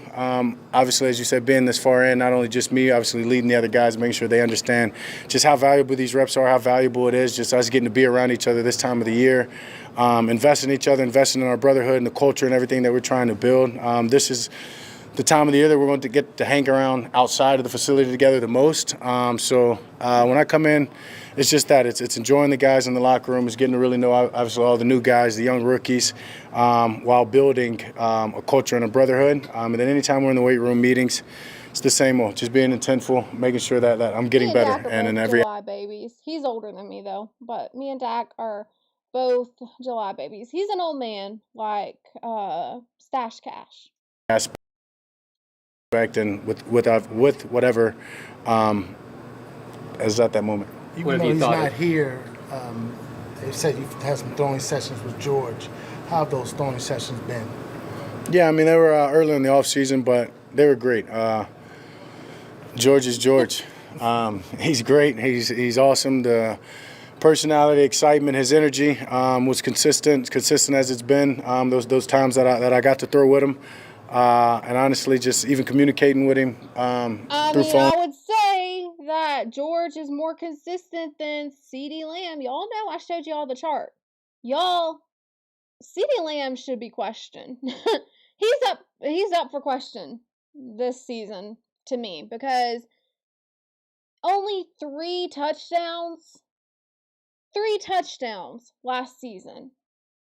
I know he missed 3 games. The delusional Cowboy fans, they like to make the excuse. They said, well, he missed a few games. If you don't stop, because he missed 3 games early on in the season. He had like 11 games to make up for it. And you mean to tell me he only managed to get 3 touchdowns? Plus 8 drop passes? I'm sorry, I'm not having that. I think he's up for question to me. He's regressed since like 2023. But consistently, he ranks the high in the most drop passes in the NFL. So I'm not the biggest fan of CeeDee Lamb. I'm just not. I think he's overhyped. And it's partly due to the Dallas Cowboys media team throwing him in the fans' faces. They want you to believe these things. But when you look into it, when you investigate, when you look at the stats, when you look at the numbers, when you do the comparisons, you see that CeeDee Lamb really isn't all that special. As we have in these last couple of weeks, George is great. I'm excited about where he's going to be. I'm excited about when he gets in and the work that we're going to have to build off of. But George is George and he's fine. When you say early in the offseason, you mean February, March? I don't even know what today is, brother. It's June. It's flying by. Probably March. I gotta clip that, y'all. Gotta clip that. That is me. I need to send that to Coop. Too. I don't even know what day it is. I mean, I do know what day it is because I did what did I make I don't even know what I titled the thumbnail. It was something about QB Talk. Oh, QB Talk Thursday. That's how I keep up with the days. In April, maybe early April. How many sessions did y'all have? Few, 2 to 3, something like that. Yeah. Do you expect him next week, or have you had any conversations about that? I haven't had any conversations, and to be honest, would love for him to be in. But even if he's in, I doubt it's he's going full go, jumping in the team. I would hope not, to be honest. Just being protected and being smart. So just hope he gets in, just to see some of the new guys, meet some of the new guys, and I'm sure he'll be in. What has stood out to you about going against this new defense? A lot. Starting with just their DC, Christian Parker. Obviously excited about when we got him, but now having spent time with him, having to compete against him, just his leadership for one. You can feel it amongst each and every one of the position groups on defense. You can feel their intensity. I will say this. I hope Christian Parker succeeds. I want to see, more black coaches in the league having success. I really hope Christian Parker excels with this defense. I'm not getting my hopes too high. Y'all know I'm not a delusional Cowboy fan. I'm not saying that they're going to be the absolute best this upcoming season. There might be growing pains. We don't know, right? They're rebuilding an entire defense. But I do hope for the best. I do hope for the best when it comes to Christian Parker. Going against them, their communication. When we motion or we make moves or calls, they're as loud as we are. They're echoing, and just a defense that communicates loud. Usually a defense that's sound. So just excited about that. They've already made it hard on me. They've already made some of these practices very competitive, and the trash talking, the energy has been high. It's iron sharpens iron already, and I can tell you it's only going to get better. Camp's going to be fun, and we're going to make it tough on each other best we can. Dak, Ryan Flinoy came on a little bit more last year towards the end. What have you seen from him, and what's his next step in getting more incorporated into the offense? Becoming a big-time guy, I mean, I think it's been beneficial for him just, one, having the year he had, but then getting in this offseason and not having GP here, and then even days, right, where maybe C's not here, he's the one guy in a sense. And for him to get in there, to take those reps, him to be in a primary role and has shown up each and every day with the right energy, but making plays out there, becoming a leader, This is something that I want to talk about. Maybe I can cover it tomorrow. I don't know. It's becoming a long list because I have the videos that Tiffany wants me to react to, plus other QBs. It's becoming a long list. But I do want to get into Marshawn Nealon, who passed away. Y'all know the tragic story behind that. But his girlfriend, or it could have been his fiance, I don't know, but she gave birth recently to their child, and I want to talk about that a little bit. But yeah, maybe I can cover that tomorrow. Vocal guy. I expect big things for him, but that's just who Flo is. The QB room has changed again. How competitive is that competition with Joe and Sam behind you right now? Yeah, competitive. I mean, they're switching it out, right? I'm pretty sure it's an even rep count from the moment Sam's got here, and obviously we promote competition on every which way, and that's where I tell those guys they should be competing to push me as well. So that's the culture in the room we're creating. We're brothers through it all, but we're going to push each other, and we're going to try to get the best out of each other by bringing our best each day. And so it's been exciting. It's been a great room. I'm excited for both of those two and love the way that they're competing. What's different about Coach Schottenheimer in year two? A lot. I mean, honestly, I think that would be it's hard to say this early. I always take this with a grain of salt. When it comes to the coaches with Dallas, I take it with a grain of salt. Like, obviously, the most consistent one we had for a while was Jason Garrett. But since then, we have Mike McCarthy. Now we're on to Schottenheimer. Who knows how this is going to continue to go, but we'll see. Take it with a grain of salt. Year one guy, and he even alluded to it. He wanted to be the main voice, making sure he's kind of the only voice, and he was. To now, he's still the voice, but he's given the players and this culture that we're building and encouraging some of these other. This defense has to improve under Schottenheimer. Like, we honestly have not had a consistent defense since Dan Quinn left. So this defense really needs to change.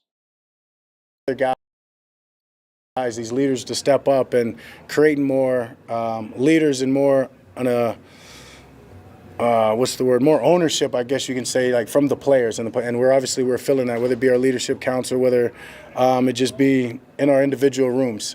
He's promoting guys to speak up, all ages, and guys have really taken on to that, and it's been fun watching guys step up into these roles and help grow this culture. What's different about this offseason for you? Have you slimmed up a little bit? I don't know. You ask me that every offseason. Every offseason. Every offseason. It's the black. It's the black. I've been had the six pack. I don't know where you've been. I had the six pack. But no, not really. No, not really. No body change at all. Just piggybacking on what you did last year. Piggybacking on what I've been. Yeah.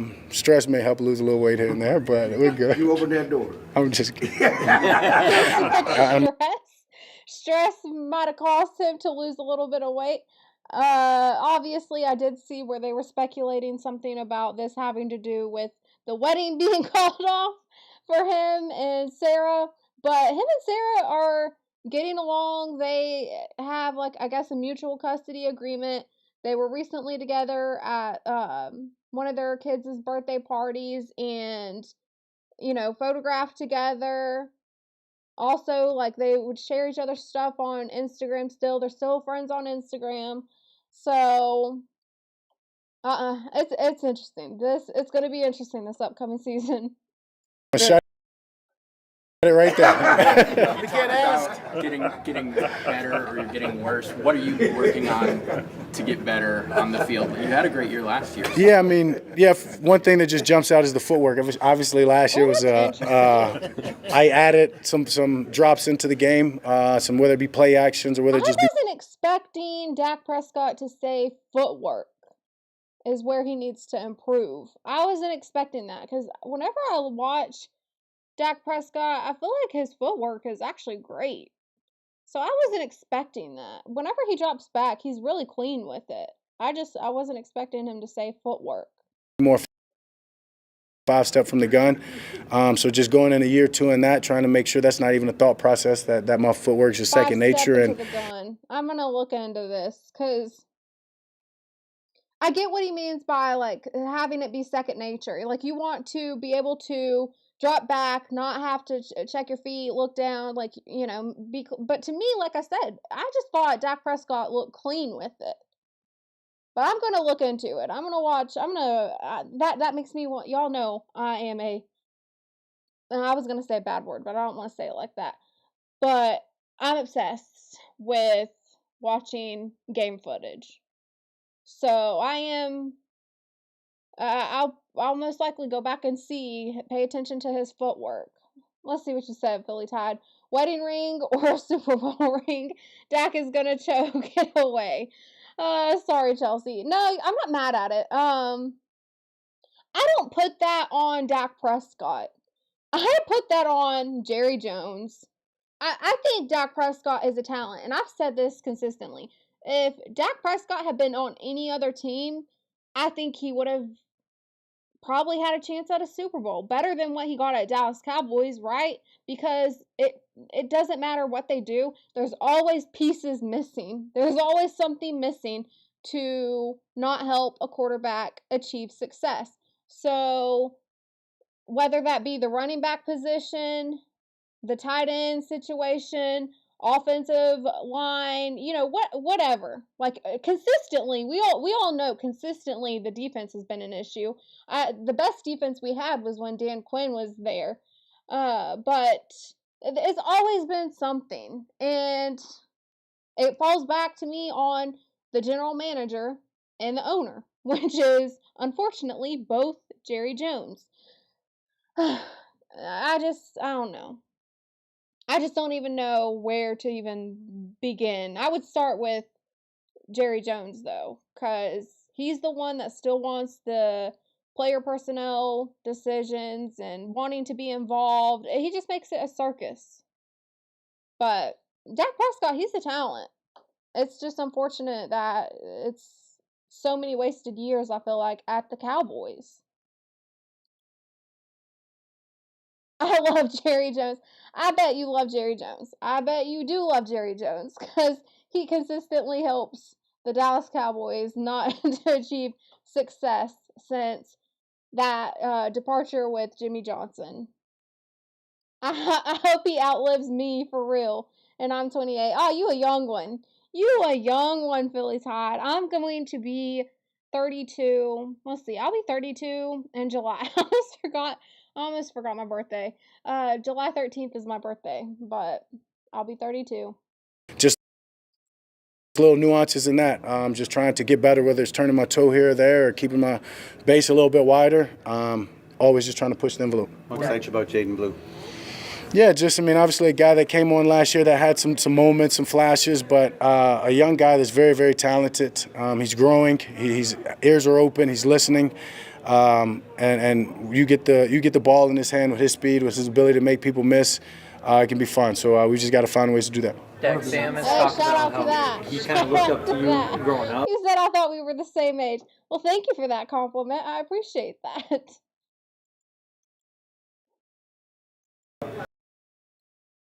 And he's been in the league for 6 years. Has it flown by that much for you? Does 2016 feel like that long ago?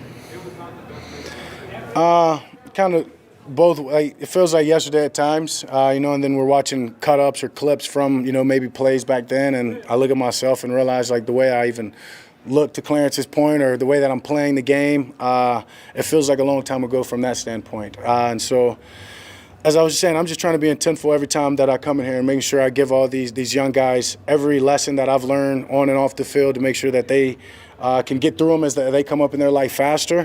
Being intentful about everything we do, I let them know. And you're going into year 11, like you're still going to see me taking notes, being diligent to the atoms. You're going to still see me finishing after rep. And the point being is, if I'm doing it, everybody should do it. And that's the way to make it in this league. Control what you can control, and just trying to be an example for that for all these young guys. I And love that. I get that from Nick Saban. It's important to control what you can control. Focus on what you can do now. Don't focus too far ahead in the future. Don't focus on the past. Focusing on what you can control now to be better. Yeah, I mean, I've had teammates now tell me, Tyler Guyton loves to tell me that he was in middle school, when I was playing. And so I was watching you in middle school, so now I'm getting reminded off. That's cold, y'all. That's cold. I ain't like that. I don't like that. These young kids are now saying, hey, I was in middle school watching you play. I don't like that. Y'all, that made me, I took that personal. I took that a little personal.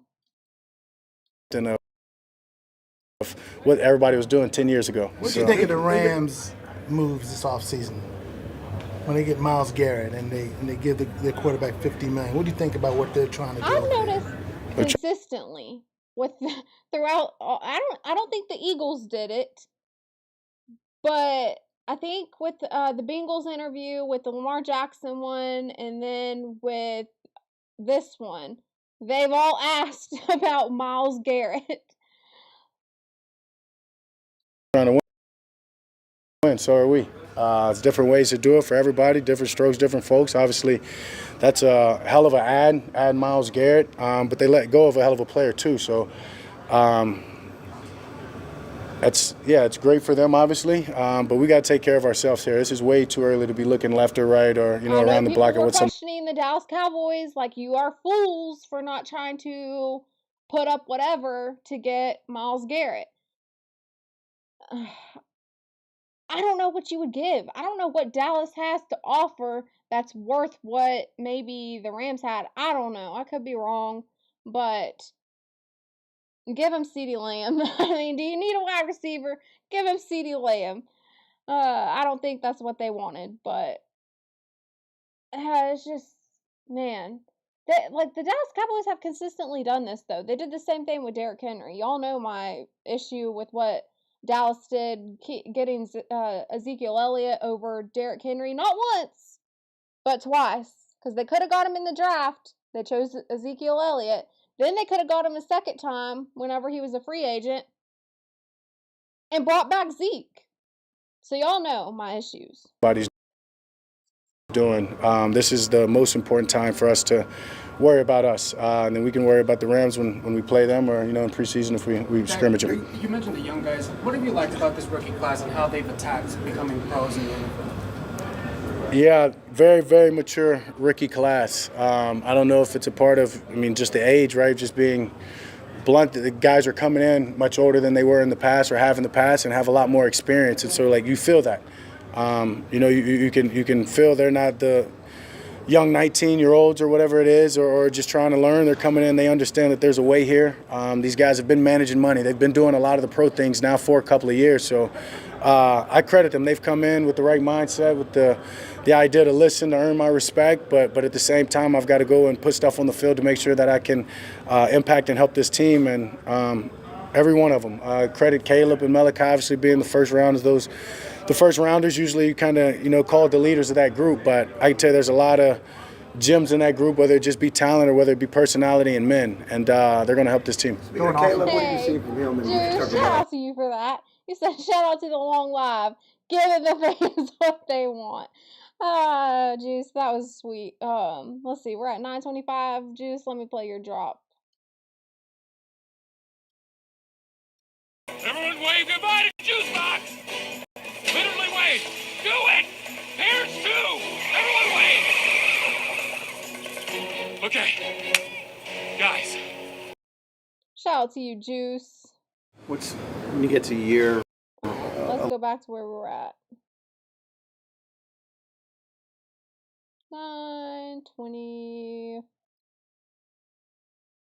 There we go. What are you showing you? Yeah, I mean, true young pro. Super excited for him. Young career, long career ahead of him.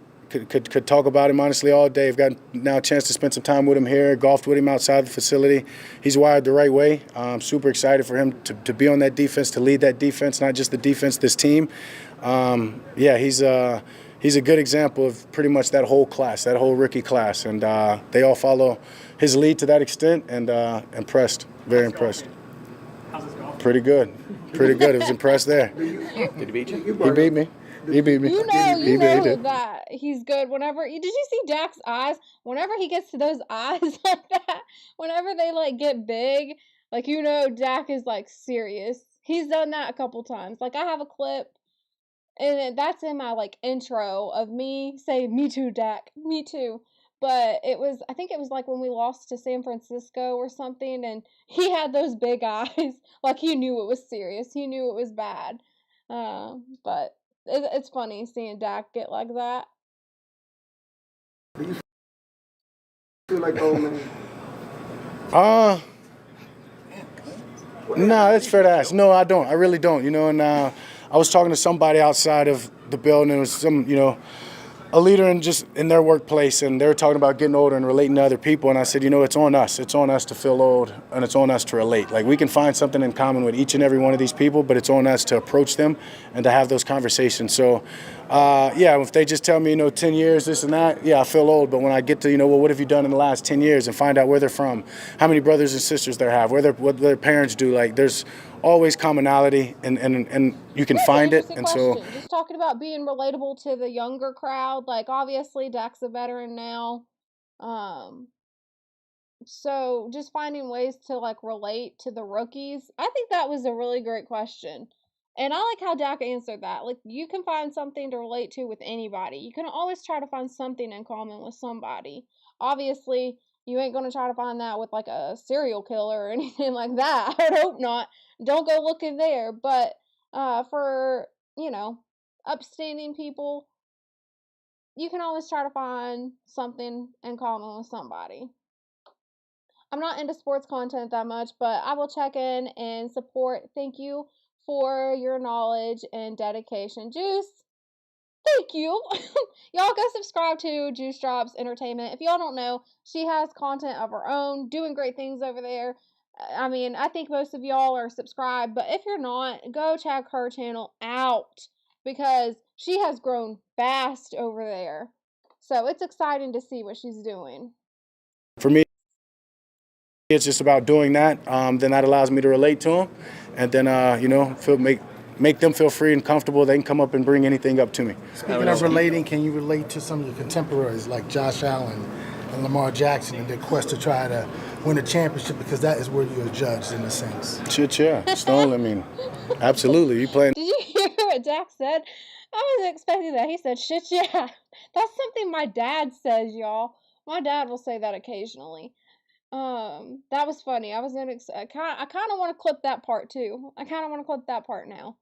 But that's the ultimate goal. But I don't think that I don't know if he can achieve that with the Cowboys. There's just nothing that's ever, I've never seen anything where I was like, yeah, they could go to a Super Bowl. The only time, I will say this, the only time I thought, okay, there's a possibility, but it's still a slim chance, was that game against San Francisco. And it came down to that one horrible play where he didn't check the ball down. We all know what happened with that. Mike McCarthy, bad coaching on his part. Our defense was bad. We all know what happened with that, right? But that was really the only time where I was like, okay, it could be a possibility, but it is a slim chance.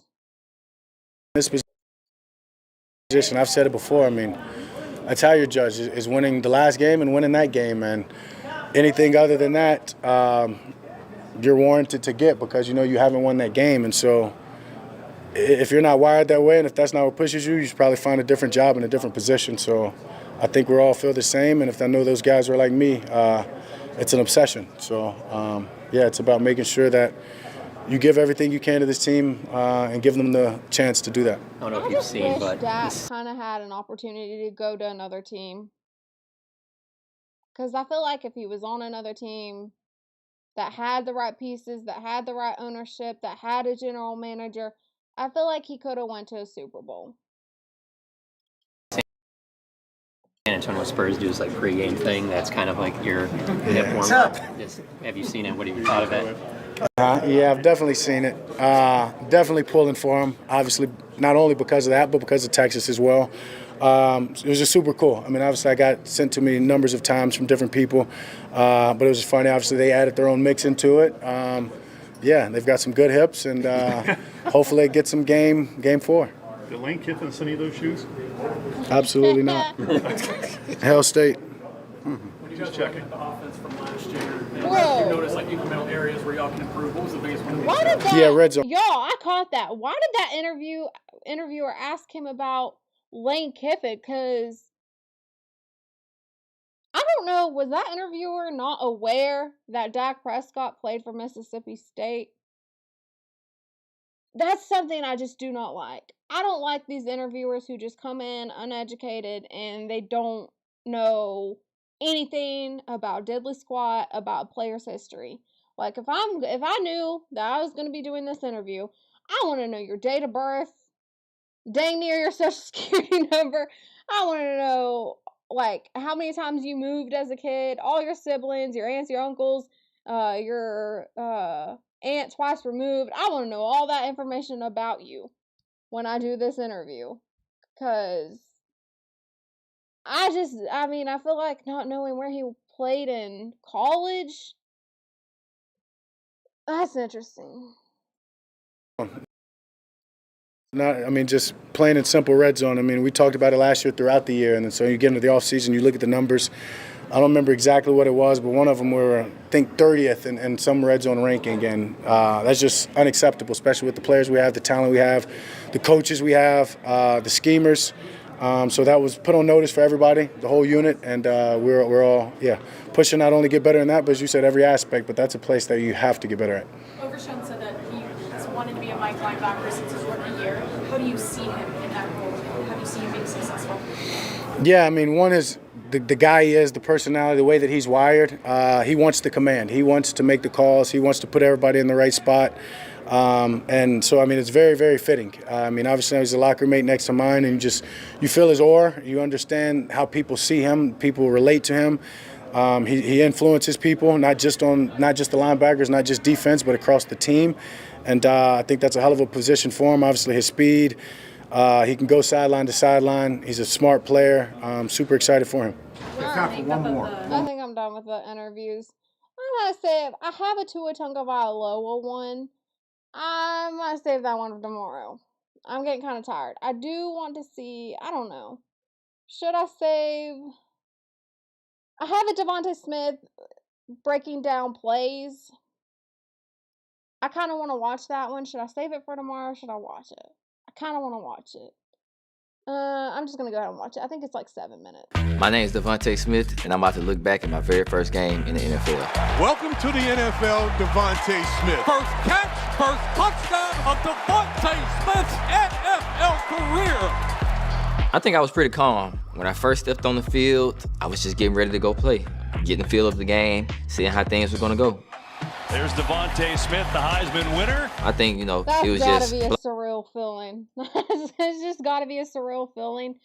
Like, knowing you worked your whole life for that moment and to finally... Like, I get chills thinking about it. Not even the one playing. But just thinking about, like, your moment walking onto the field, like your first NFL game, like, that is a surreal feeling, I bet. out the noise and things like that and just focusing in on what I need to do. Something now it'll be Jalen. Block out the noise, focus on what you got to do to complete the goal that you have. Hurts' turn. Hurts, same type of play. This time it's Sanders racing to the edge. Gets a block from DeVonta Smith. Miles Sanders now has it's a nice played. pickup. They kind of played like a two sky almost. So as a receiver, you're supposed to block the corner, but they played like two invert almost. So the person that was over the slot receiver, he became the flat player. So I just kind of took him to make it, as we call it, make it right, because it wasn't a generic, cover two look. You think your first big play in the NFL would be a block? That's the thing about this game. You know, you never know how you affecting the play could happen. Whether it's you being the person that has the ball or you making a block for Truth, someone. you never know how you're going to be utilized in a game.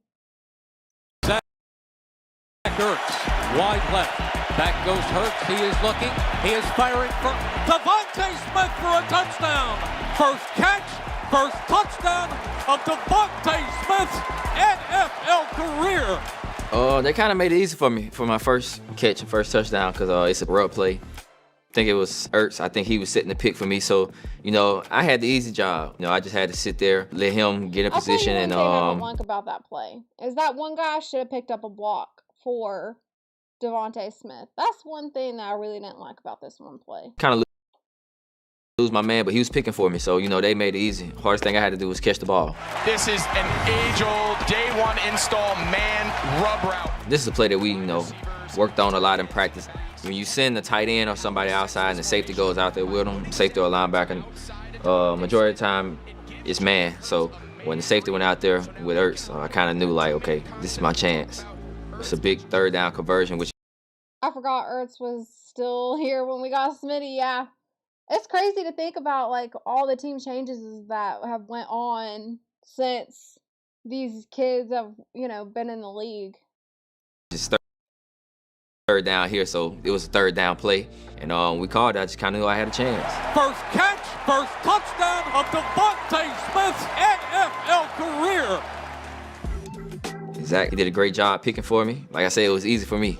It's kind of a full circle moment. Kind of just going back, like, you know, first game, first catch was a touchdown. Yeah, you know, Coach Sirianni and them. The way he has bulked up, like I've seen him bulk up, right? Like he had a bulk up at Alabama, bulked up a little bit whenever he came into the Eagles, but now it's on a whole other level, y'all. I'm telling you, like he bulked up. Give me a chance.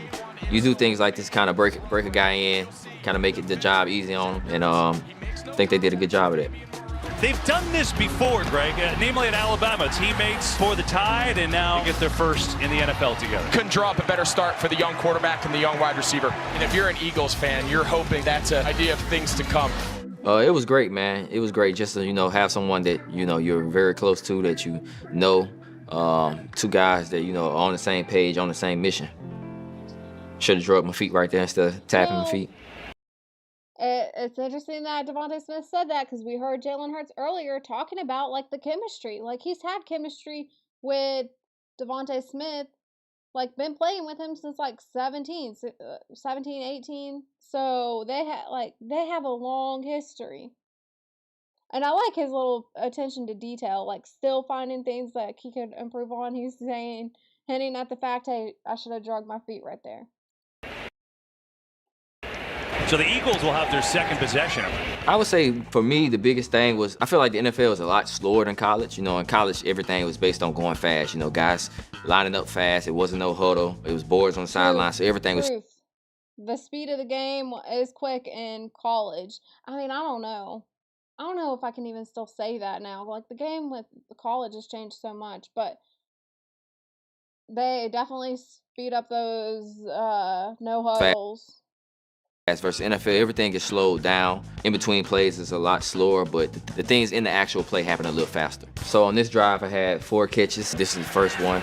On second down, Hurts looks over the middle, has a completion over the middle, and has a first down over the middle. It's Smith. Yeah, this one here is kind of the same thing, like the Ertz one, just coming from the backfield.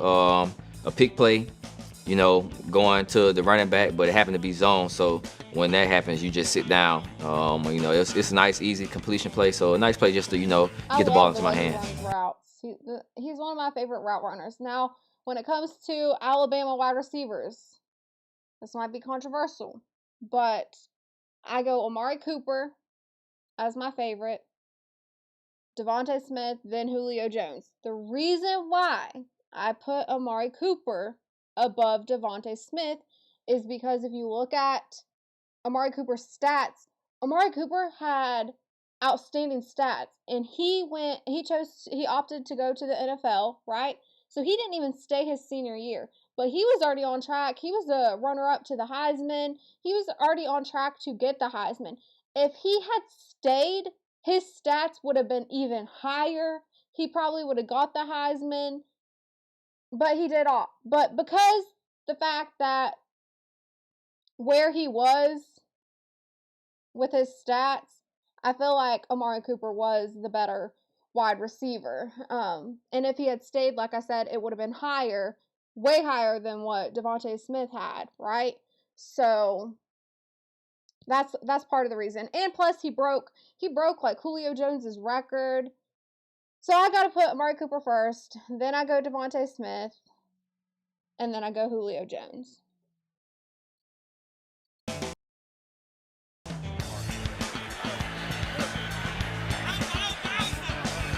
I think it's important sometimes just to, let guys get a feel, give them an easy touch, and right here, this was kind of an easy touch just to get the ball into my hand. And Hurts going to throw far side of the field. Another completion. It is Smith again, so that connection's starting to heat up. We got the look that we wanted, so we wanted to kind of stay in that, push the tempo a little bit. I mean, sometimes we get into a flow of a game, we have a look that we want, so we stay in a certain formation and run that play over. And I think this drive, this is where we kind of, maybe this play and the next play, I think that's what we did. Could be wrong, but I think. Second down, Hurts. Flushed out, rolls on one, complete again to DeVonta Smith, and this time it's for a first down into Atlanta territory. Yeah, so this here was the same form. So on this we had two plays in one. It was one or the other based on the look, or based on what the quarterback seen. So the first time we ran one play, and the second time we came out in the same formation, but just ran the second play. So it was the same thing. If we would have got the same look that we got the first time, we would have ran the play from the first one. And as you see, we getting back on the ball too, or the third time. So that's what I mean by, we have those plays, we get in certain formations, we like certain looks, and we just, quarterback chooses which one we run based on the look. And 3 catches on the drive for DeVonta Smith, 4 for the game. Half time, Hurts far side going for. That's another criticism I didn't like about Jalen Hurts, is they said, can he read the defense? He's been reading defenses. What do you mean? DeVonta Smith just said, depending on what the quarterback sees, on the reads with the defense. So it's what are you talking about? And 4 catches on the drive for DeVonta Smith. Same thing again, kind of just, doing the same routine. Run the play that the quarterback sees we have to look for, and he's signaling again just to run it again. And I think that was just the flow of the game, or the flow of that drive, that we just wanted to continue to, stay in that look and get as many opportunities as we can out of it. Atlanta taking a timeout. They're trying to figure out what to do with Hurts to Smith. I think right now at this point, it's okay, I'm kind of getting in a rhythm with the quarterback and the things we were doing, so I was feeling real good about it. I didn't really feel like it's a must-have for Atlanta's D. Yeah, I remember this one. On this one, I thought I was going to score. Blitz coming. Hurts, it's picked up. Hurts has time now, and he's got a completion to DeVonta Smith for a first down. What a blitz pickup that was. I got tripped up. That's why I did that when I got up. I really thought I was going to score, and I got tripped up. So feels good, like I said, to get those touches and things like that, but I feel like this is one where I had a chance to go the distance. And right here when I caught the ball and I seen the guy in front of me, and I knew it wasn't nobody on the other side of the field, I was like, okay, if I can just get my foot in the ground, get upfield, and outrun this guy, I'd be good, but he tripped me up. DeVonta Smith, the Heisman Trophy winner, 6 for 71 and a touchdown, and he's been a big focal point of the offense. And Nick Sirianni, in his head coaching debut, going to take home a W. It was great. First game, first dub. It was kind of like, I'm kind of getting the feel of the team, of how things going to go, and I was like, okay, we have a nice team. Now we have to see, how can we build off of this. I think it was just kind of, being an Alabama guy, you have the 24-hour rule. So, I'm telling you, the lessons you learn, it's just unreal, the impact that Nick Saban had on these guys. Because the mindset is completely different. The mindset stands out to me with all these Alabama players, even when they get into the NFL. Because he's talking about the 24-hour rule at Alabama, where, you have 24 hours to celebrate the win, the victory, and then you move on. You go back to the drawing board. You cherish the win, but you have to get on to the next one. So it was kind of like when we were in the locker room, I enjoyed it, but then after that, it was like, okay, who we have next, and get myself ready for the next game. there we go. Y'all, I think, oh, my bad. I think that's going to do it for me today. I feel like I've been on here for a while. I need to go eat some dinner. I need to work out still. And let's see, I have a Tua Tagovailoa one I still need to play. Joe Burrow, the Patrick Surtain one. I haven't got to react to this one yet, but I absolutely have to play that. I might start out the show tomorrow playing that one because I want to see what Patrick Surtain has to say about the CBs. So I'm interested in that one. But yeah, that's going to do it for me. Let's close out with a motivational video. Actually want you to win. They want you to almost win. They liked you better when you was promising success, not producing it. Because when you evolve, you threaten the version of you they benefited from. See, love is easy when growth is distant. Love gets revealed when growth becomes real. You don't lose them when you level up. You expose them. Truth. Absolute truth. All right. I think that will be all. Hopefully y'all enjoyed the live, and I will catch you in the next one. Touchdown Tribe. Bye, guys.